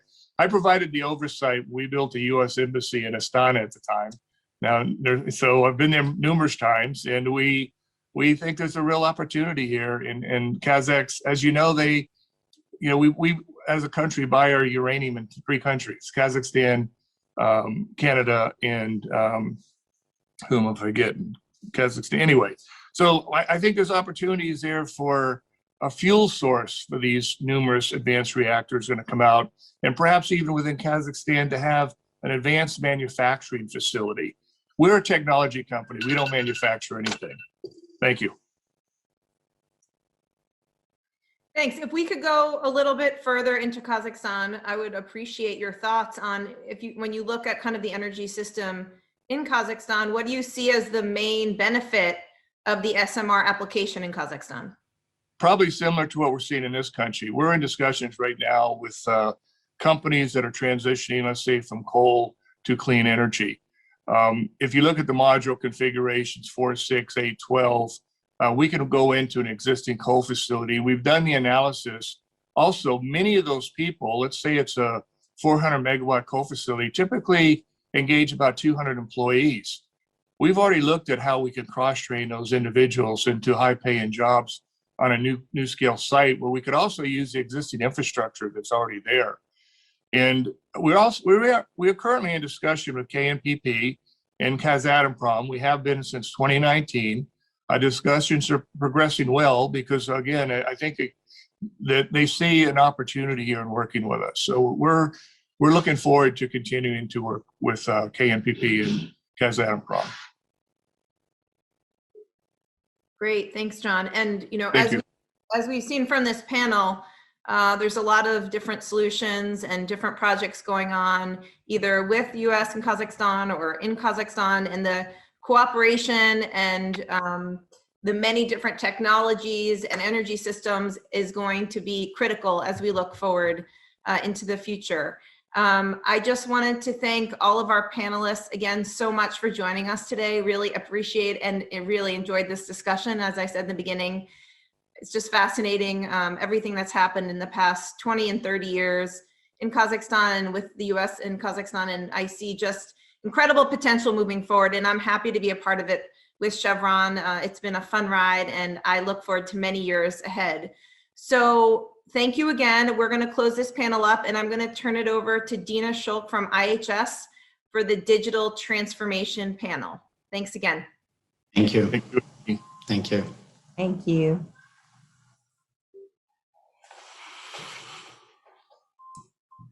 Thank you, Amy. Thank you, colleagues. Can everyone hear me all right? Yes, we hear you. All right, brilliant. Hi, Raphael. Good afternoon, good morning, good evening. Hello, everyone, and thank you, Amy and colleagues, for that truly fascinating panel. My name is Dina Schulk. I am an Associate Director in Russian and Caspian Energy at IHS Markit. I'm delighted today to welcome a really fascinating and diverse group of panelists who will discuss digitization and various digital trends within Kazakhstan in particular. Digitization is obviously a very broad but important topic, and one that's gained incredible amount of importance during the pandemic. Broadly speaking, the broader adaptation of digital tools can increase efficiencies, streamline processes and supply chains, and also be leveraged as a mechanism or a tool for small businesses to enhance their market share and really grow. And I'm delighted to welcome a group of speakers from both the government of the Republic of Kazakhstan as well as the private sector to discuss some of these trends and what's been happening in recent years in Kazakhstan. And also, what do we think the outlook is for the future? We will have Ivan Bulayev, who is from Russian CIS General Manager from Amazon Web Services, Mikhail Amtadze, CEO and co-founder of Kaspi.kz, Mark David Hughes, who is Deputy Chairman of the Board of Kazpochta, Kazakhstan's National Postal Service, and last but most certainly not least, Rafael Tripka, who is Country Manager for MasterCard. But before that, we will be welcoming Vice Minister of Digital Development, Innovation, Aerospace Industry of the Republic of Kazakhstan, Mr. Oskar Serikovich Zhambakin. At this point, I would love to turn the floor over to Rafael Tripka from MasterCard, who will provide the introductory remarks for the Vice Minister. Rafael? Thank you, Dana. Thank you all. I'm very pleased to introduce Mr. Oskar Zhambakin, Vice Minister of Digital Development, Innovation, and Aerospace Industry of the Republic of Kazakhstan. And as we know, Mr. Zhambakin has a very extensive experience from National Bank of Kazakhstan, Development Bank, other commercial banks, and also other organizations, also including executive positions. Overall, looking at the country development, generally it is with people like Mr. Oskar Zhambakin, his team, and other market partners, also like companies present during this panel, that we can build the most successful and smart ecosystem with the fastest cashless growing payments in Kazakhstan, and then not only, also in the neighboring countries. So, dear Vice Minister, very warm welcome to the panel. Good evening, good day, dear forum participants. I'm happy to attend the forum. On behalf of the Minister, I'd like to welcome all of you and say excuse on his behalf, because due to some unexpected circumstances, he could not attend the forum.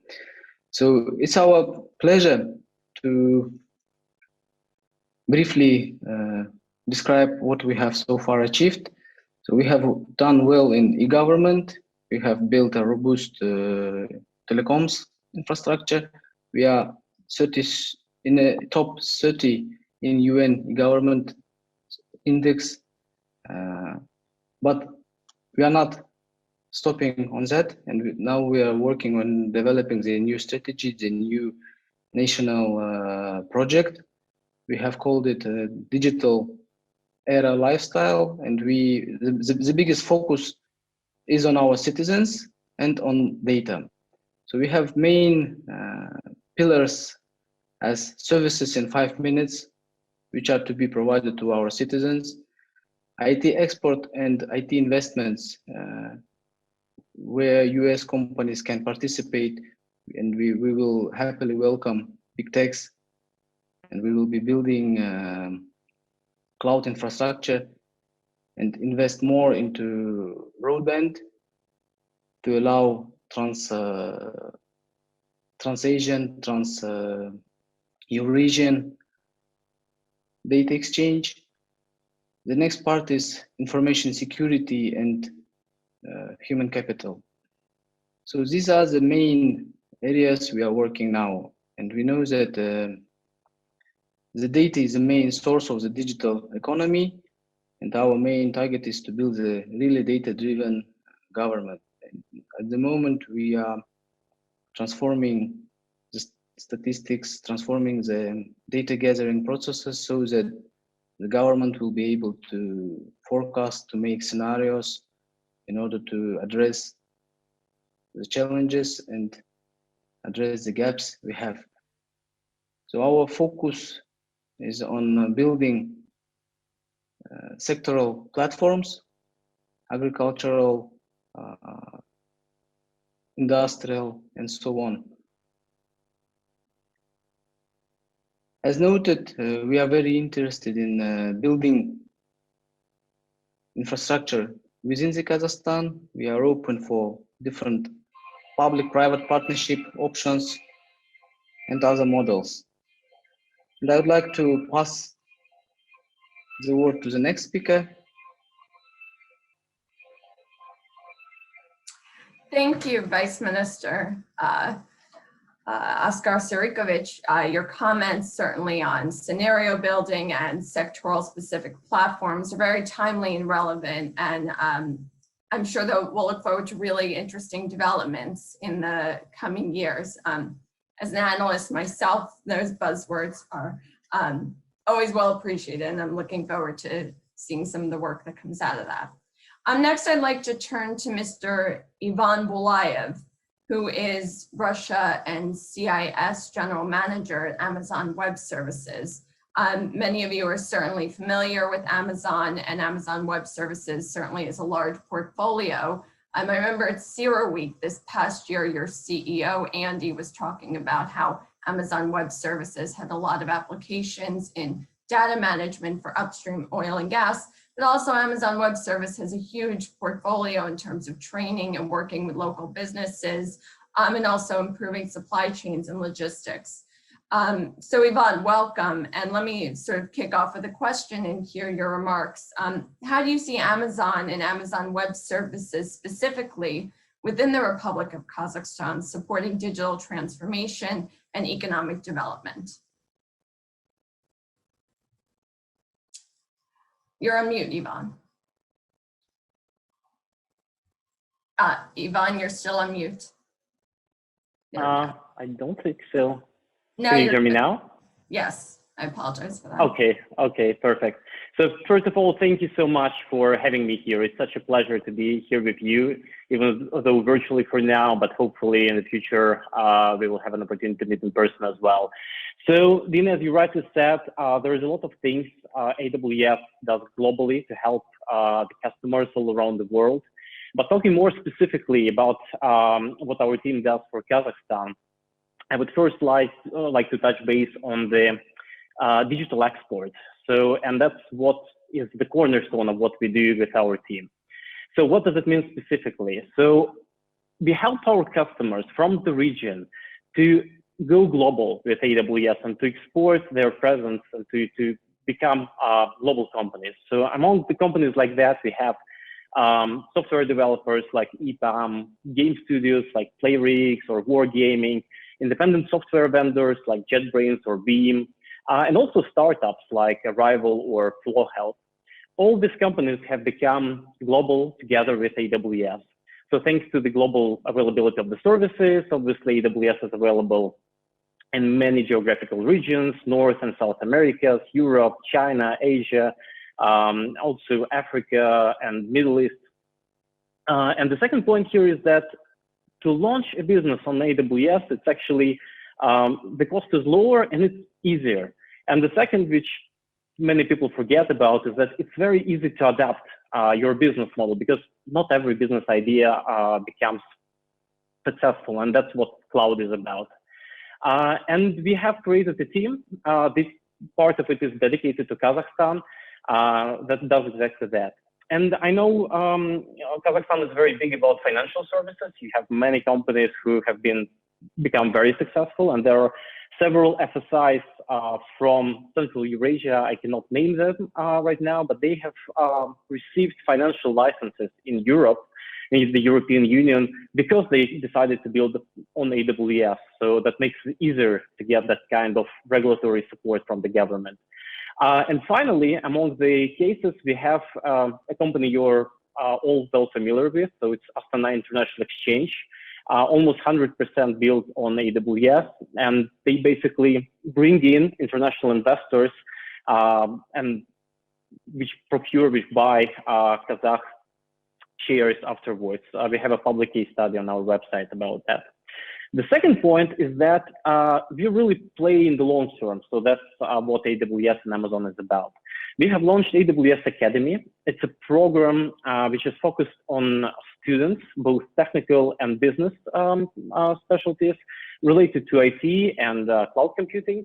And 8 universities out of Kazakhstan are accepted in the program. And today, the first of them, the University of Informational Technologies of Almaty, is available on the website. We have been working on this together with the support of the Minister Musin together. He has been very, very supportive, and just wanted to say thank you on that. We also are working with startups in Kazakhstan. So Astana Hub and Astana Financial Center FinTech Hub are both available in Activate program, which basically means they can support local startups with giving them financial support to build infrastructure, as well as Enterprise Connections program, which is matchmaking between enterprises, global companies in the US or Europe, and the local startups if the technology is a match. And finally, on the 24th of May, Amazon Retail became available for Kazakh sellers. So that's not AWS, that's Amazon.com, the e-commerce platform. So it's possible to apply Kazakh-issued, Kazakhstan-issued credit cards, receive money for the transactions, and Kaspi Gold, for example, is one of the popular systems is available there. So that's a short summary of what we do very specifically. Thank you. I think sort of the 2 key takeaways from just your initial remarks were first, adaptability and scalability, the fact that your systems are highly flexible and can easily change and scale, which is so important in this rapid digital age. And also the breadth of your enterprise's activities that you deal with AIX and financial services, but also dealing with what we would call in the States your mom and pop sort of shops and entrepreneurships. I mean, I think that that's really sort of the backbone of economic growth, that infrastructure, if you will. So that's excellent to hear. And then, so we've learned about sort of the bread and butter of what Amazon Web Service does in the region, but I was hoping you could tell us sort of what are the specific things Amazon Web Service does to improve the reliability of its services in Kazakhstan? Yeah, I mean, that was a great summary and also a great question on the reliability of services. So first and foremost, so we are constantly working on improving the infrastructure. So we work together with, I believe, the main operator of external channels, it's Kazakh Telecom, to improve the quality of the service delivery to Kazakhstan. So, and we have created and organized direct peering, so with Kazakh Telecom at the end of the last year, and it now works in every large city of Kazakhstan. Very specifically, that means that users, like citizens of Kazakhstan, will be able to get content from companies like Netflix or Zoom, which we are using now, and also Epic Games, Activision, PlayRix, Veeam, and many others faster. So we have done some measurements, and according to some of the studies, it's about 30% of improvement. So it's big. I have noticed that the CIO of the Kazakh Telecom, so Nurlan Miermanov, noted that this overall makes an impact on the quality of internet in Kazakhstan. So we are not stopping here. So we are doing a very similar project to further improve this with another large telco operator. So I cannot name right now, but hopefully I will be able to do that so. And then lastly, there is a possibility to do direct connect, which is a direct line basically between enterprise in Kazakhstan for telcos like Kazakh Telecom or Beeline, for large enterprises that are in the journey of building their hybrid cloud. We see the importance of this market. So as AWS, we have created a team which works with customers, but also supports the technical parts of things here. So, and it's dedicated to the market. And we're constantly looking, so sort of beyond the horizon. So what are the new opportunities to make more and to go above and beyond for our customers and partners in Kazakhstan? Ivan, thank you. That was really interesting to learn, especially about the 30% efficiency improvements, and those concrete sort of actionable items are really tangible and excellent to see. We look forward to seeing what comes in the future of your existing programs and work into the future, as you said. So thank you. At this point, I would like to transition to Mr. Mikhail Lomtadze of Kaspi. Mikhail is the CEO and co-founder of Kaspi and one of the partners you had cited in your work as working with Amazon. For several of you who don't know, Kaspi.kz is one of the leading banks and financial providers in Kazakhstan and also has a very broad and diverse portfolio of activity. So Mikhail, welcome. And I would ask you if you could sort of share a bit about what Kaspi does for our colleagues on the line who aren't as familiar with your company. And also, how is Kaspi driving digital transformation in Kazakhstan? Sure. Thanks, Dina, for an interesting intro. I mean, I would make one correction that actually we're much bigger than just a financial institution, even though we started as a financial institution. So if you think about some of the things and the products and the services that Kaspi is providing, pretty much every single of those services is actually aimed at digitalizing the life of our users and making their life easier and simpler.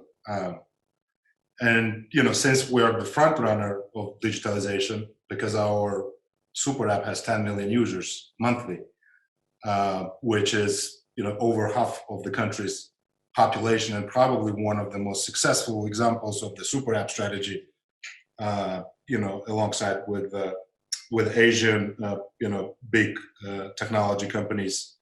As we're front runner, we basically digitalize every aspect of the user's life. But one of the numbers, or just to basically just tell you the scale of the country's digitalization is that the digital payments, the mobile payments, cashless transactions, that this we believe is the most important aspect of digitalizing the life of both country, people, and the businesses. And the digital cashless mobile transactions during 2020 were about 35 trillion tenge for convenience of everyone, roughly about $84 billion. And the growth rate of that digital transactions growth has been one of the highest in the world, about 160%. I mean, 160% growth on the digital payments in the country with such a base is already remarkable. I don't know any other country that would grow so fast. Just to put that number in perspective, the GDP of the country is around 170, a bit over $170 billion. So the digital transactions that have been done in the country is almost half of its GDP and growing in 160% a year.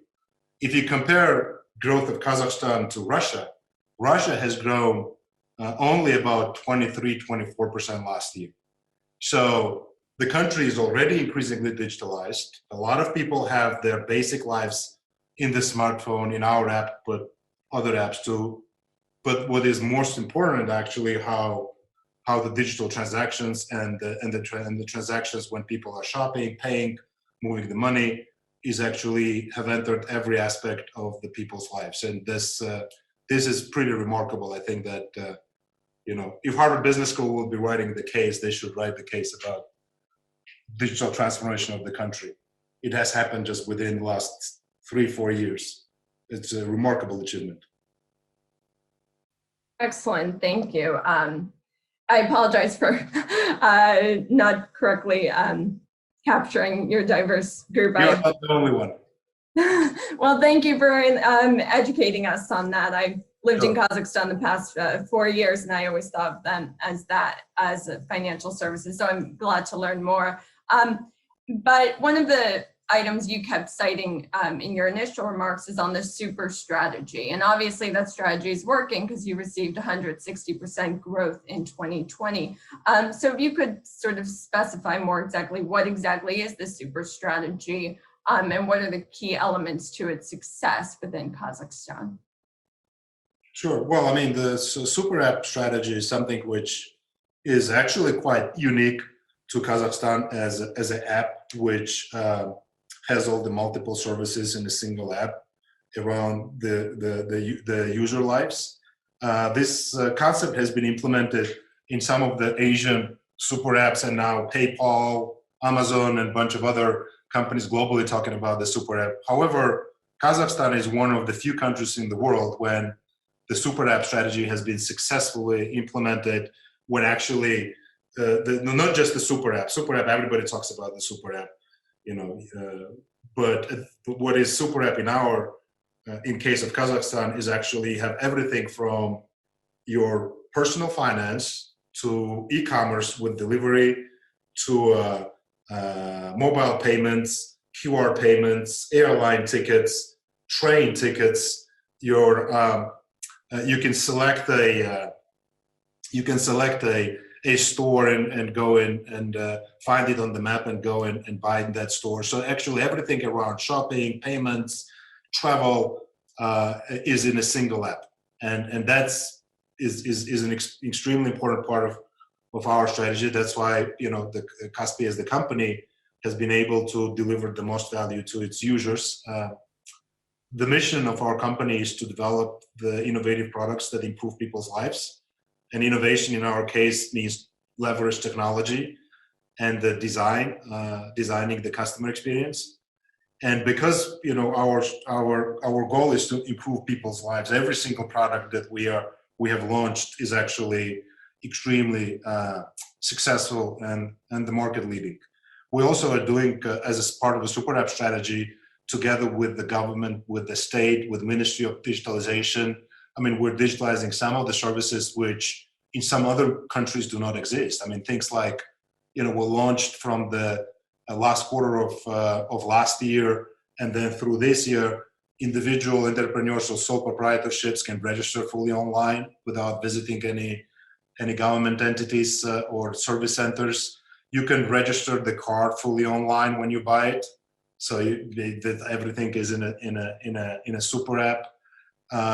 Of course, you can pay taxes, fully integrated experience through the app. Now we have launched the COVID functionality when you can actually check, the status of the COVID contact and whether you can, knowing that you can allow businesses to accept you in their premises. So there are a lot of services which we're constantly digitalizing around the lives of our users, and we love the stories. When some of our customers are on a vacation somewhere in other country, and they proudly say that things they do in Kazakhstan in Kaspi KZ Super App does not exist in other countries. So actually, the making people, our users, and the country proud with our innovations has been an extremely important part of our strategy. And we truly believe that innovation pace in Kazakhstan is enormous. Kaspi plays a significant portion of that, but we're also educating users, we're educating engineers, data scientists, we have Kaspi Labs. So we educate competition, everybody wants to copy our services. So it's all great. I mean, Kazakhstan is clearly an incredible transformation during the last 3-4 years. Thank you, Mikhail. That was all very fascinating and really interesting. And I have in my mind 20 more questions I could ask you, but I want to be conscious of time and get on to some of our other speakers before we move on. But thank you, that was interesting. And I think the key sort of takeaways I will leave from this is 160% growth rate and $84 billion in digital payments out of $170 billion sort of economy. I think out of anything, those are really impressive numbers, and the proof is in the pudding. So we look forward to seeing what the super strategy brings next. Thank you. From now that we've heard from Amazon Web Services, which is sort of a very diverse platform, and Mikhail on Kaspi's extremely diverse and impressive book of business, I want to turn to Mark David Hughes of Kazpochta. Mr. Hughes has enormous experience in logistics, supply chains, various services related to that, and Kazpochta is obviously a key player in providing services to the citizens of Kazakhstan. So Mr. Hughes, thank you for joining us today. And wanted to sort of start out hearing about what Kazpochta has been doing in some of your digital efforts, and what are your plans in the future in terms of digital transformations? Thank you very much, Dina, for the introduction. Good evening, Vice Minister. Good morning to our partners and friends in the States, and obviously good evening to our friends here in Kazakhstan. First of all, in terms of digital transformation, I can say that Kazpochta is on quite an incredible journey, but also quite a fast journey.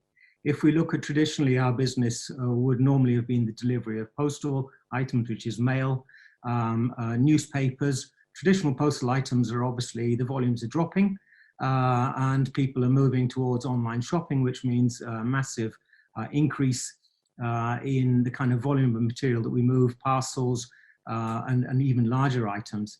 If we just look at that transformation over the past year and a half, I would say that online shopping, particularly driven by partners such as Kaspi, Amazon, and so on, I've seen a major change in, let's say, the lifestyle of our customers here in Kazakhstan.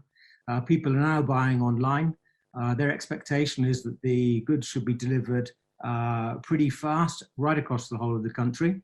And so traditionally, we might have focused on logistics being the physical movement of the goods across the country. But at the same time, we also have to focus on the digital aspect of that, which is making sure that the information flow is also there.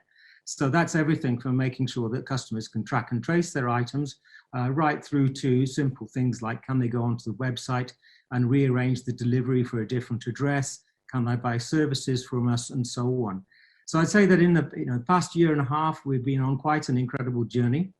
We're focusing very much on digital transformation as a platform really to improve productivity, to improve quality, which is what our customers obviously see across the country, and really as a way of supporting the growth for e-commerce, which we see as our key driver of our business moving forward in the coming years.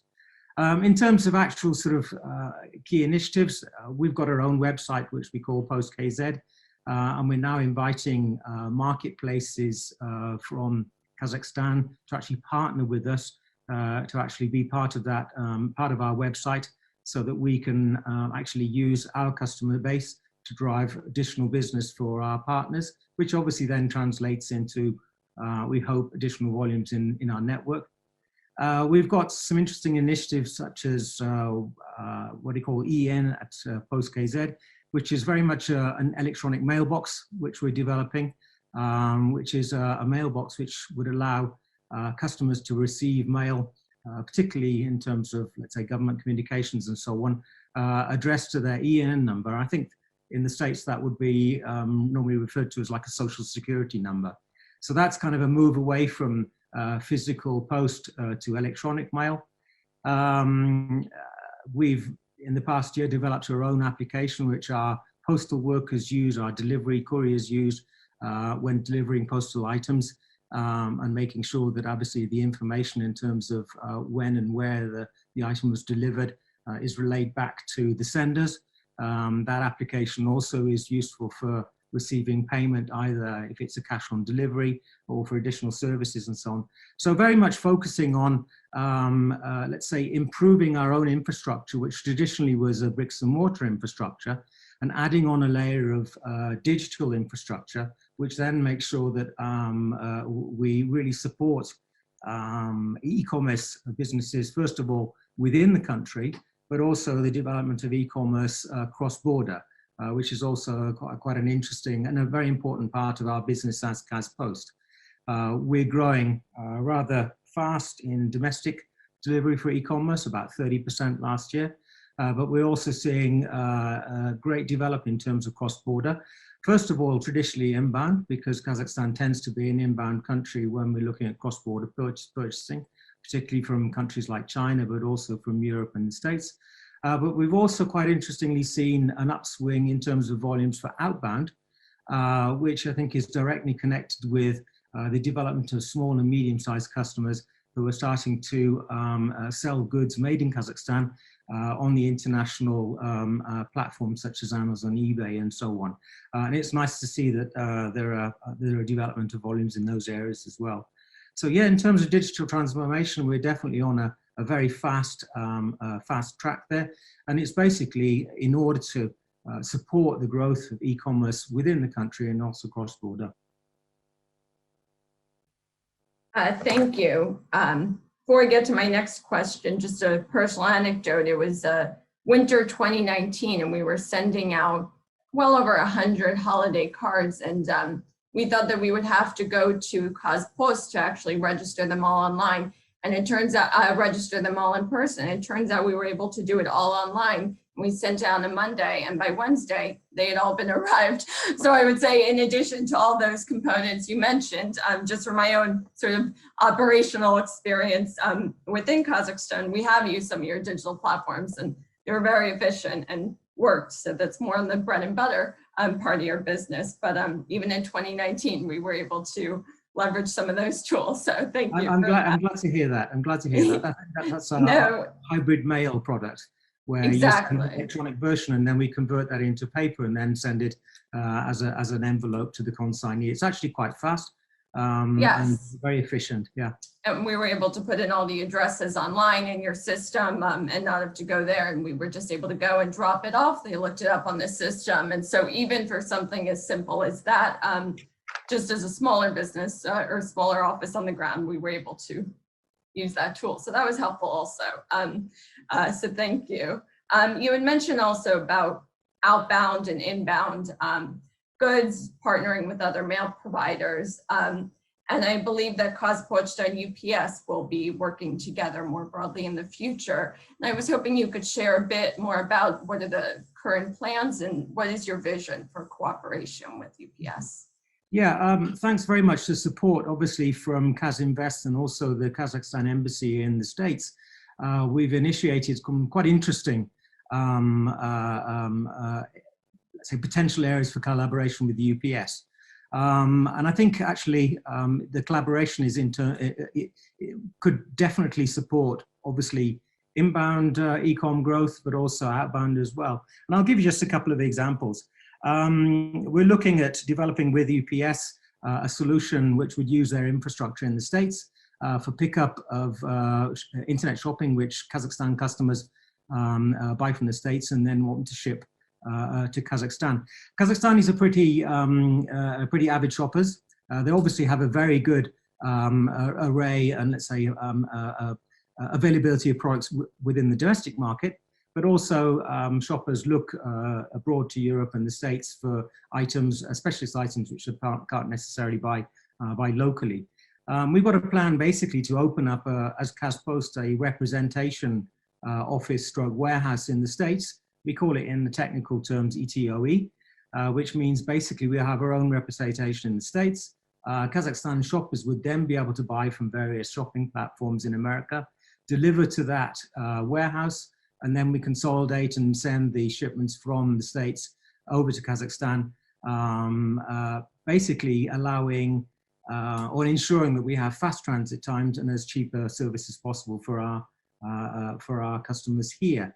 And I think probably here we see an immediate benefit of collaborating with UPS, because we can use them for what we call the first mile, which is their pickup infrastructure in the States, which covers obviously the whole country. So first mile pickup and then delivery to our warehouse in the States for onward shipping here. So I think that's a good first, let's say, stop in terms of collaboration. In terms of business, I always like to partner with companies where we give them business and they give us business. So we've also been talking to UPS in terms of collaboration within the territory of Kazakhstan. So obviously here in Kazakhstan, we've got an amazingly large network, 3,200 post office branches across the country. We've got over 5,000 staff that are involved in the daily delivery of either post or parcels. And it's clear that UPS, being a global provider, needs a strong partner within Kazakhstan. And I think we're going to be talking to them in depth about how we can use our network to help them deliver inbound material to locations where they're not physically present themselves. So I think that's going to be quite exciting. I talked earlier a little bit about how we've seen a growth in export volumes, particularly SMEs and small and medium companies to Europe, the States and so on. And I think that it's clear that there is a development in that area. There's quite a lot of focus in terms of government support also to help smaller exporters. We have, in fact, over the past couple of years, created something called a Shkola Exporta, which is like an export school to help small and medium-sized companies understand how to export their goods and arrange, let's say, the administrative processes quite easily.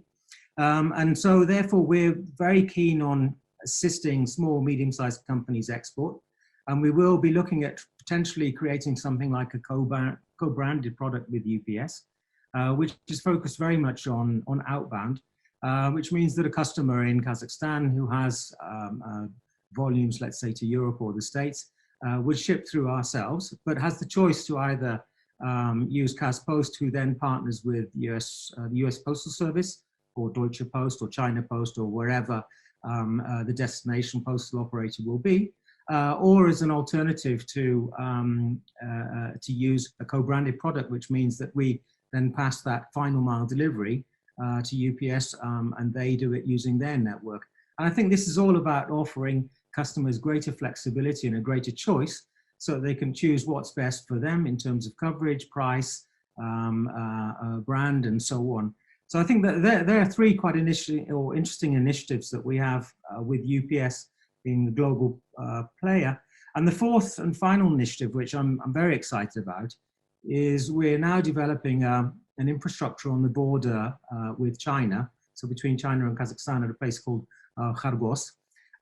We've built or have developed a bonded warehouse on the free economic zone there.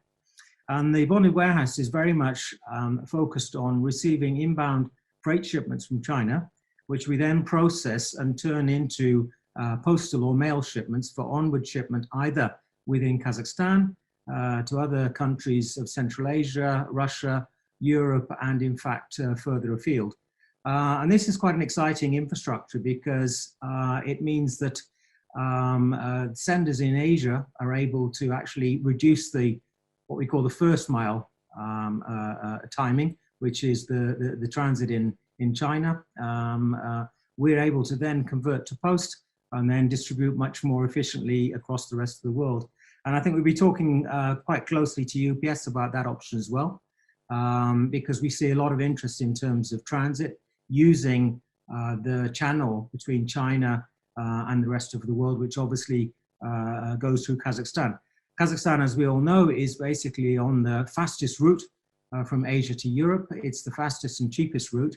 And we're very happy that we've actually created a bonded facility on that route, which will support the development or the further development of cross-border e-commerce. So some quite exciting initiatives that we're going to turn into concrete business along with our partners in UPS. Thank you, Mark. Fascinating stuff, and I have 100 questions on logistics and airplanes and customs and processing, but that's for another day. But if I could just ask one quick follow-up. When you're talking about outbound, sort of, because we have the time, when you're talking about outbound goods, could you just at a high level describe what sort of goods are Kazakh small and medium businesses exporting? Is it consumables, perishables? What sort of products are you seeing Kazakh enterprises selling overseas at a high level, obviously? There's quite a mix because, as I said before, it tends to be small and medium-sized operators.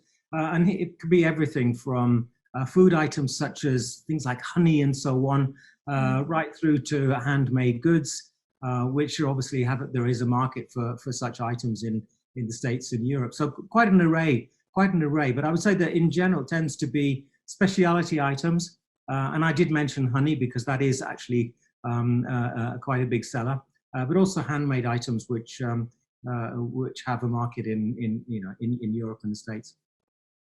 Certainly. Very interesting and very cool stuff. And we look forward to sort of seeing what's next with you as well. Finally, now that we've gone through Amazon Web Service, Kaspi, and Kazpoch, I think we've covered a variety of digital payments and services and a lot of components related to that. But I would like to bring into the conversation Rafael Trepka, who is country manager for MasterCard. And MasterCard, as many of you know, is sort of involved with payments and processing of those. And it would be interesting, Rafael, to sort of hear your thoughts on how is MasterCard's activity in Kazakhstan, and more specifically, how has MasterCard embraced the pandemic and digitization trends within the country? Dana, welcome. Thank you for the invitation. As well, thank you for the question, and good evening, good day to everyone. As you mentioned about the pandemic and from the perspective of MasterCard, so let's say, go back a few months from the perspective of the pandemic. And if I look at the logo of MasterCard and intersecting circles, let me divide it into like 3 key areas. So from one side is the issuing side, on the other side is the acquiring, so the possibility to accept payments, and then everything, let's say, underlined with the digital transformation, the digital technology in this case. So we have heard already about different developments from the digital payments. I will speak about, let's say, overall about the markets, about the different developments on the banks. So if I look at the issuing side, not in Kazakhstan, not all the banks have been fully developed from the, for example, remote processes, with the different processes, with the different digital processes. So the first part, which we've been working with our partners, different banks on the market, how to issue, how to provide the cards remotely to the customers. Or maybe the other part, how to develop the mobile banking, because before it was not there. Some of the banks have been better developed, some of them less. And if somebody hasn't been doing that before, they have to certainly speed up the whole process. So therefore, we have called the whole process of, let's say, digital first. Maybe it was a virtual first, maybe digital first. So in the past, people were getting the plastic card as a first one, and later on they could tokenize it, they could get it in the virtual version.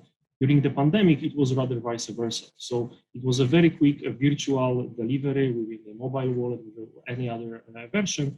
And later on, it was a, let's say, plastic card delivery. So the process has been, let's say, a bit reversed. We even had to go to such a basic areas like card expiration.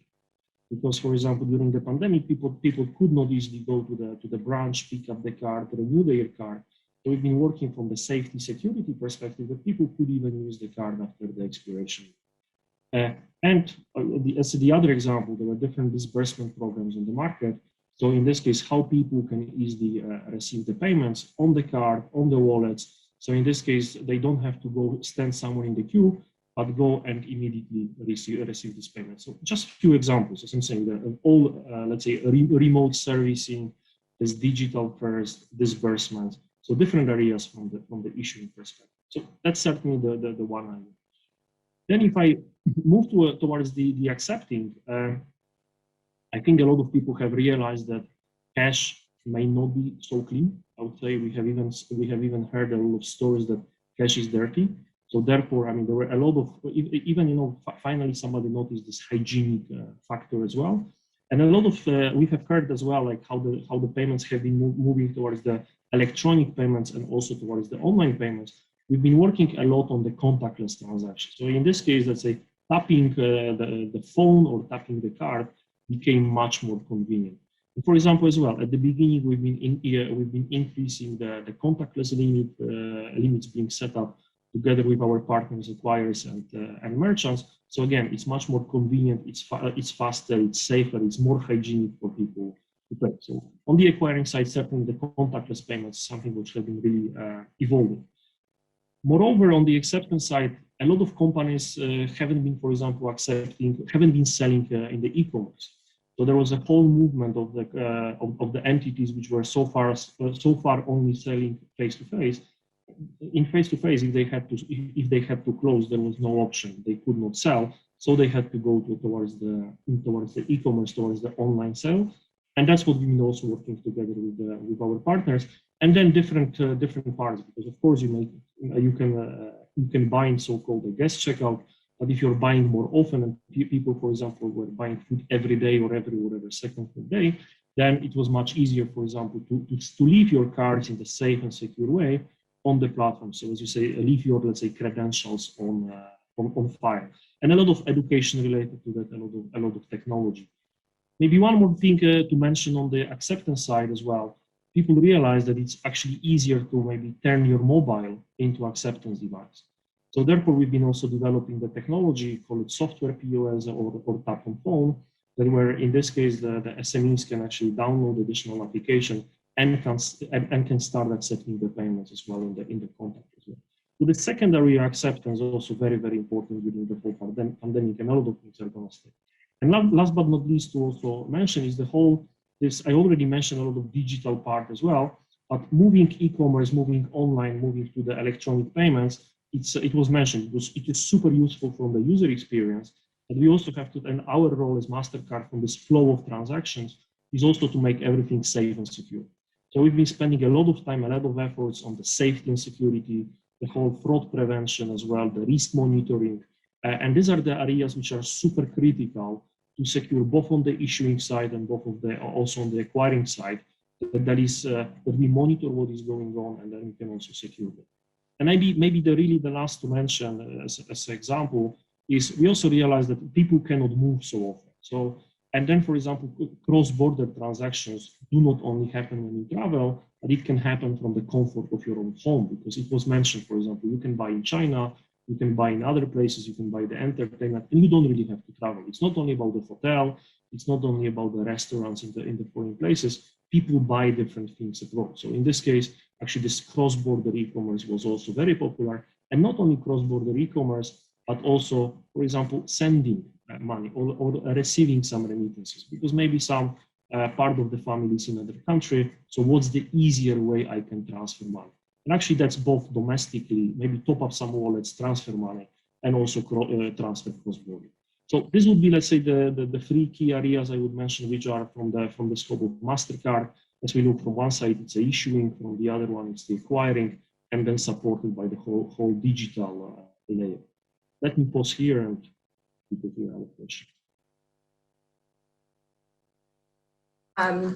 Thank you. I would say, sort of listening to your remarks after hearing from Amazon Web Service, Kaspi, and Kazpochta provides sort of an interesting spectrum of how the various components of the value chain or business supply chain really work together to allow sort of this, not new, but digital infrastructure and digital marketplace to really function well, safely, and reliably. And that's really an important trend.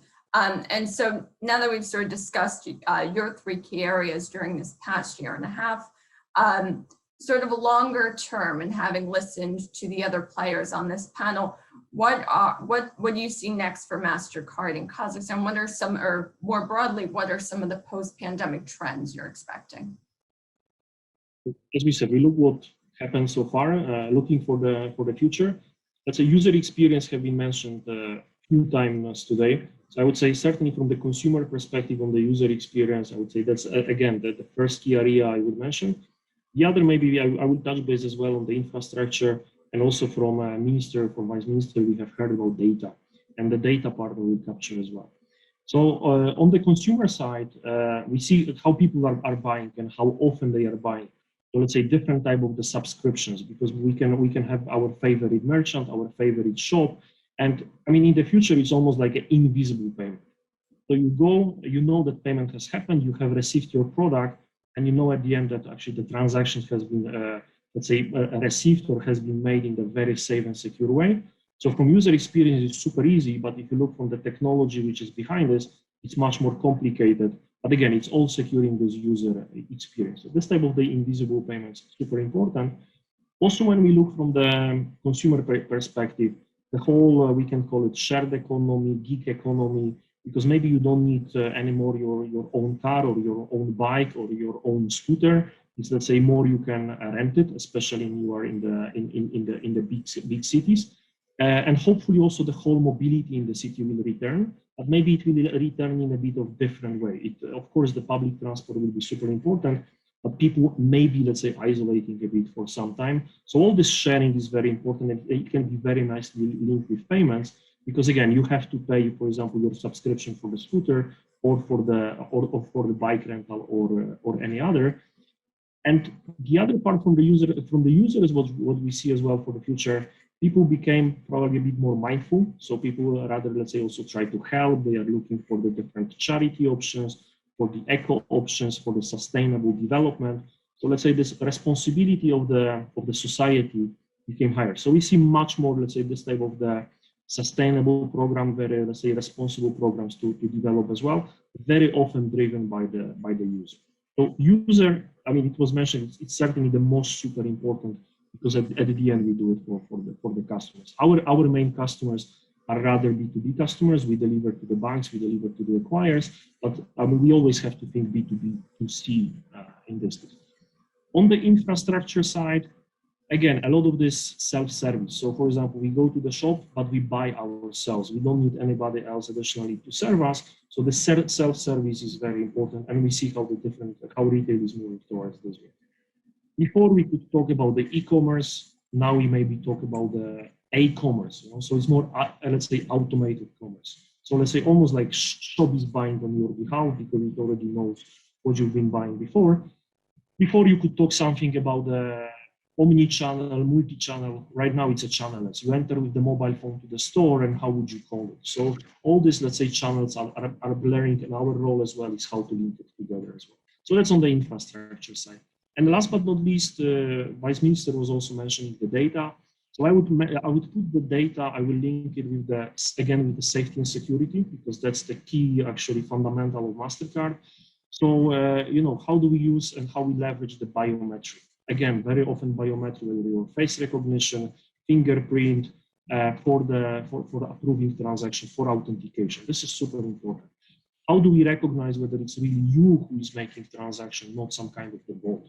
So as we could call it then in the payments, everything what is related with the artificial intelligence as well. So this is how we, let's say, use the data to secure transactions, to make it smooth. But again, all of that is really linking towards the user experience. So again, these were the three areas I would mention. Thank you, Rafael, and thank you, colleagues. I think that we just touched the tip of the digitization iceberg, and we can discuss this a lot more across the board. But I think let me sort of synthesize everything we had heard today, and then we'll sort of move on to the next panel early. I think the key themes listening to everyone that comes out of this is first and foremost that we're hearing from 4 private or quasi-private companies, as well as the ministry, providing success case studies on digitization in Kazakhstan. To cite Mikhail, about $84 billion, or almost half of Kazakhstan's GDP, occurred through digital payments or technological payments, and the entire infrastructure that's come about within Kazakhstan to support that is really driven by an investment in both physical infrastructure, by whether it be MasterCard, Amazon Web Service, Kaspi, Kazpochta, and others, an investment in human capital development, in data scientists, software engineers, et cetera, and logistics and supply chains, and just an investment in resources in general in the country. So now that we're seeing 30% growth, 160% growth, or 30% improvement in web services, I think your comments all reflect the fact as we would say, sort of the fruits of your labor and the results of all of your various initiatives and investments. And as an analyst in the region, that's very, very satisfying to see. The last part I would say is that it sounds that there's a lot on the horizon, that we're really only starting the digitization transformation in Kazakhstan, and whether it be Kazpochta or Kaspi or Amazon Web Services, looks like that there will be a lot more to come in terms of the expansion of digital services, not just B2B, but also for small businesses. And that should be a real catalyst for Kazakhstan's economic development in the future. So at this point, I would like to thank all of our panelists, Mikhail, Mark, Ivan, Rafael, as well as the Vice Minister, Oskar Sarikovich, the U.S. Chamber of Commerce, Kazakh Invest, the Embassy of the Republic of Kazakhstan, and the U.S. Kazakh Business Council. So thank you very much, colleagues. And I would like to hand it over to Jennifer Meal at the U.S. Kazakh Business Council to introduce our next panel. Thank you.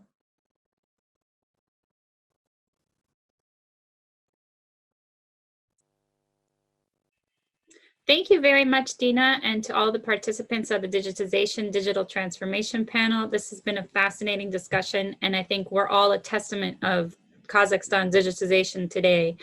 This forum that we've had tremendous amount of participation from both governments and the private sector, about 20 private sector speakers and 20 government speakers. We've had more than 400 people viewing the event. So we really appreciate everyone's support for these last 2 days. This brings us to our closing session here, and we couldn't be happier to have the ambassadors of both nations here with us today. Ambassador Ashikbayev from Kazakhstan, and also Ambassador Moser from the United States, who's based in Kazakhstan. These perspectives that we'll hear in today's closing session, we have a brand new ambassador in Washington from Kazakhstan. This is his first ambassadorial post. He'll be giving us his vision for the relationship and how he sees it. And then also we have from Nur Sultan, Ambassador Moser, who's been in his role for more than 2 years and has some very insightful reflections to offer us on the future of the partnership. So we'll start with Ambassador Ashikbayev, who many of you know, both in his role as a new ambassador and also as in his previous role as Vice Minister of Foreign Affairs, where he was the lead point person for the Americas and also United Nations. He led the Enhanced Strategic Partnership dialogue that was a government-to-government dialogue, and is very familiar with the United States and many of the companies that are doing business in Kazakhstan. As part of the U.S.-Kazakhstan Business Council, already we've enjoyed a wonderful working relationship over the last couple months since he arrived in Washington in April. I know it's been difficult for him to have to engage in this virtual diplomacy, but he's been doing an excellent job and off to an amazing start. We look forward to his remarks today. And Ambassador, I'll turn it over to you to tell us a little bit about what your reflections are on the relationship, both in your previous role and how you see things moving forward. Thank you. Thank you. Thank you, Jennifer. My pleasure and my honor to conclude this 2 days long discussions and congratulate everyone on making this inaugural Trade and Investment Forum a success. But before I go into the substance of my remarks, I wish to sincerely thank Susan Clark from the US Chamber of Commerce, Michael Wirt from Chevron, whose devoted and truthful engagement have prompted the establishment of Kazakhstan-US Business Council and brought well-known dignitaries and business leaders together. I would like to express my sincere gratitude to our distinguished speakers at all the panels and moderators from different institutions, US Department of State, Departments of State, Commerce, Energy, Agriculture, USTR, but also World Bank, UPS, Tyson Foods, and many other companies. On a separate note, I'd like to thank our sponsors, Atomic National Chamber of Commerce, MasterCard, and Coca-Cola HHEC. And of course, I can help thanking our excellent co-hosts, Kush Choksi, Jennifer Miel, and their able team from US Chamber of Commerce and our colleagues from Kazakh Invest. So dear friends, due to its size, geopolitical location, economic performances, innovative policies, and driven by political will of the first president, Nursultan Nazarbayev, Kazakhstan has become a respected and responsible member of the international community, and I would say a crucial net contributor to the global and regional agenda. President Kassym-Jomart Tokayev initiated a reformative agenda which focuses on advancing the human-centered listening state, on deep political transformation, economic diversification, improvement of investment climate, and stressing fair market rules and level playing field for all businesses. And thereby, this agenda greatly aligns with the US core values. President Tokayev introduced a substantial package of reforms reinforcing the human rights and fundamental freedoms in Kazakhstan and strengthening the dialogue between society and government. And his key principle is no economic growth without political development. And we firmly believe that this concept of a political system best meets the needs of our people and ensures our nation's stable and sustainable future. And on the background of new geopolitical and geoeconomic realities, Kazakhstan is fully committed to continue a robust dialogue with the US to maintain post-pandemic economic recovery through digital trade, supporting small and medium-sized enterprises, addressing the climate emergencies, promoting women economic empowerment, ensuring regional food security, and overall cooperating in many other areas of mutual interest. And as we mark a historic milestone, the 30th anniversary of our partnership, I believe we still have a vast potential to be unleashed. Beyond doubt, this 2 days discussion gave us a unique and incomparable opportunity to explore new avenues of cooperation in agribusiness, green energy, digital commerce, healthcare, education, finance and banking, and many other sectors. And I would like to stress the high-level participation of Kazakhstan government, which was represented within these 2 days by 6 cabinet members, And this, I believe, is a demonstration of our firm commitment to the multifaceted partnership with the United States. And it's also a testament to a great importance we attach to our economic relations with the United States and US companies.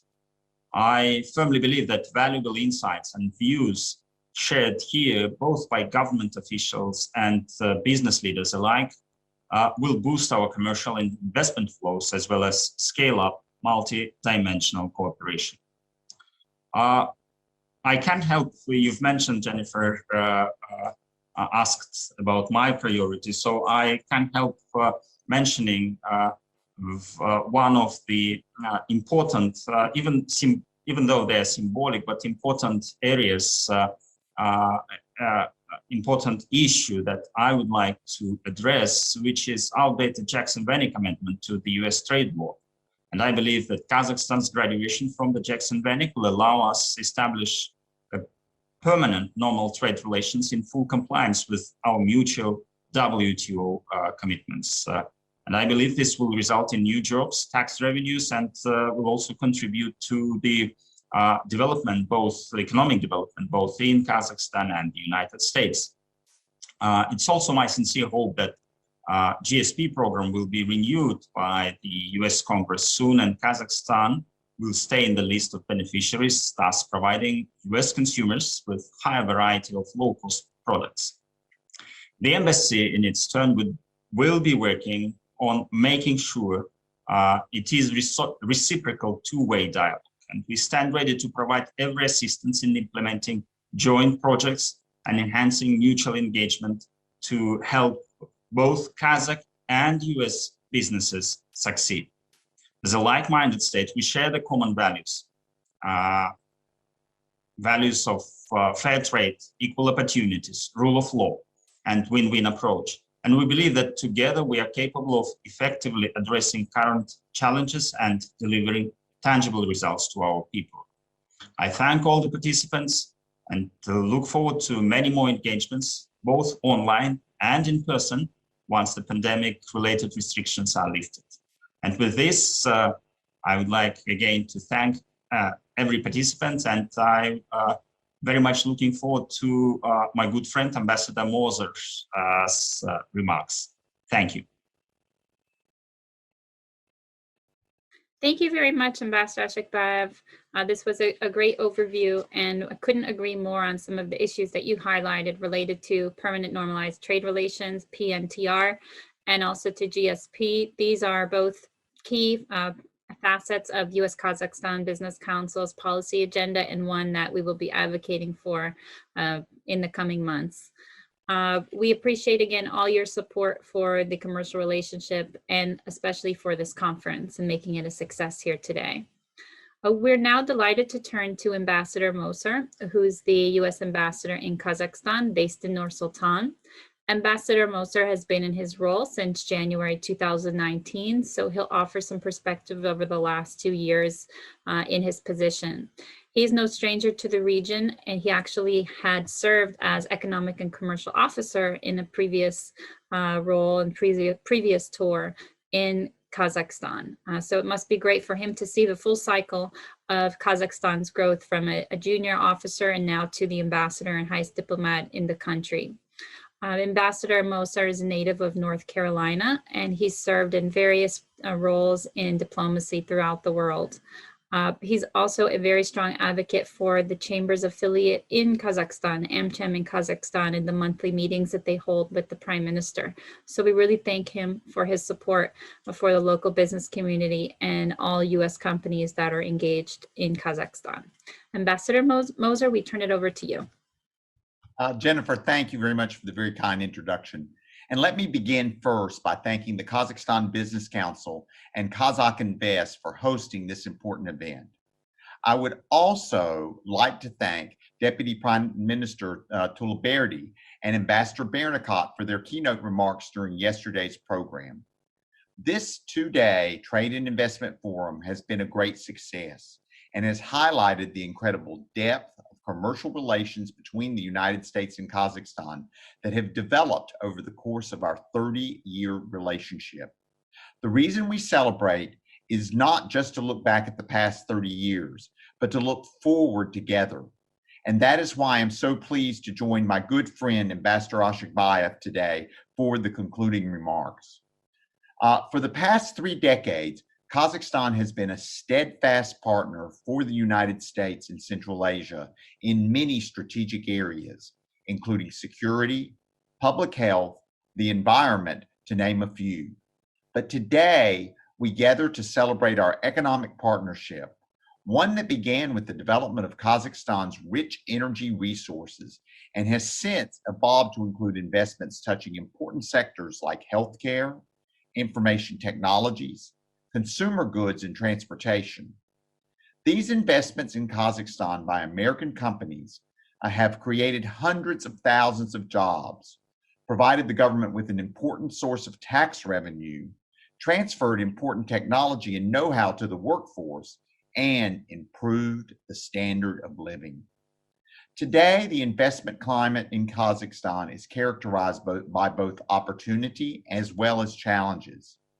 As it continues to work to recover from the economic losses due to the pandemic, the government of Kazakhstan sees that it has an opportunity to renew its efforts to attract foreign capital to stimulate economic development.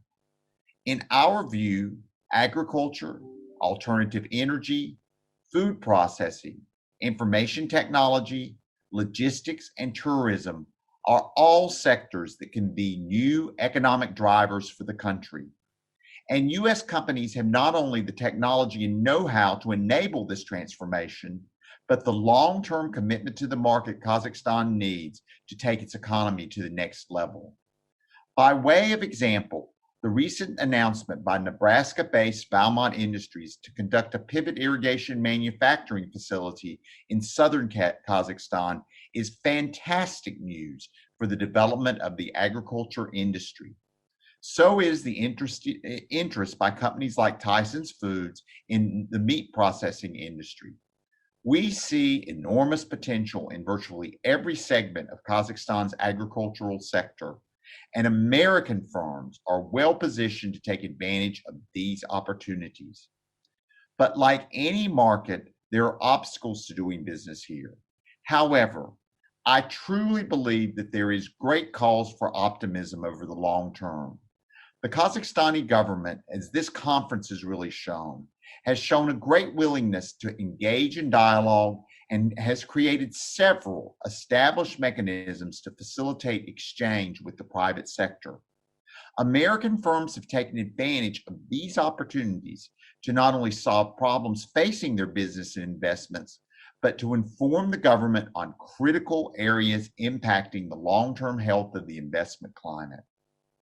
American companies have a great deal to offer Kazakhstan, and the U.S. government stands ready to support them with financing through agencies like the Exim Bank and the International Development Finance Corporation. In addition, our missions, economic and commercial teams are working hard to identify prospective business and investment opportunities. So I hope you will avail yourselves to their support as you look to expand your presence in the market. I look forward to working with all of you in the days, months, and years ahead to forge a new chapter in our 30-year economic partnership, and I look forward to the next 30 years. Thank you very much. Thank you very much, Ambassador Moser, for those kind remarks. And indeed, this has been one of the central themes for this conference. We're celebrating the last 30 years, but we're looking forward to the next 30 years. And we've heard from so many amazing speakers and insights around different sectors that will help diversify Kazakhstan's economy, drawing upon innovation, ingenuity, and the private sector expertise of the United States in coordination with Kazakhstan's state-owned companies and also private sector, and really enabled by a lot of these policy reforms that are underway, really buttressed by this strong dialogue between Kazakhstan's government and the private sector. So with that, we just want to recap some of the highlights from the conference and some of these sectors that we see a lot of diversification happening in. Agriculture is definitely one of them, as the ambassador mentioned, with Valmont's new a deal that they've signed with Kazakhstan and Kazakhstan partners, Kusto Group, who we had here yesterday. And a lot of the comments we heard from speakers about Kazakhstan serving as the breadbasket for the region and potentially for the world. This is one that U.S. companies are dedicated to seeing realized, and we thank the Kazakhstan government for their support. Energy and mining is another great sector that we heard from today. Kazakhstan having, I think, 98 elements on the periodic table that are found in the country, and a huge source for U.S. companies looking to diversify energy and help with carbon capture storage, in addition to being a leader in the globe in hydrocarbons. So a great sector for us to continue to engage on. Also, we heard from companies in digitization today and the tremendous success story that Kazakhstan is becoming as the population continues to digitize in every form and fashion. So these are just some of the points that we look to follow up on as U.S.-Kazakhstan Business Council, together with our partners, the Embassy of Kazakhstan and Kazakh Invest. And as we look to next steps, definitely count on our council to continue to be active, engaging companies and speakers that were here today. In the future, when we can travel and visit Kazakhstan, we look to bring another business mission to follow up on the business mission that the former Secretary of Commerce had led in the last year or so.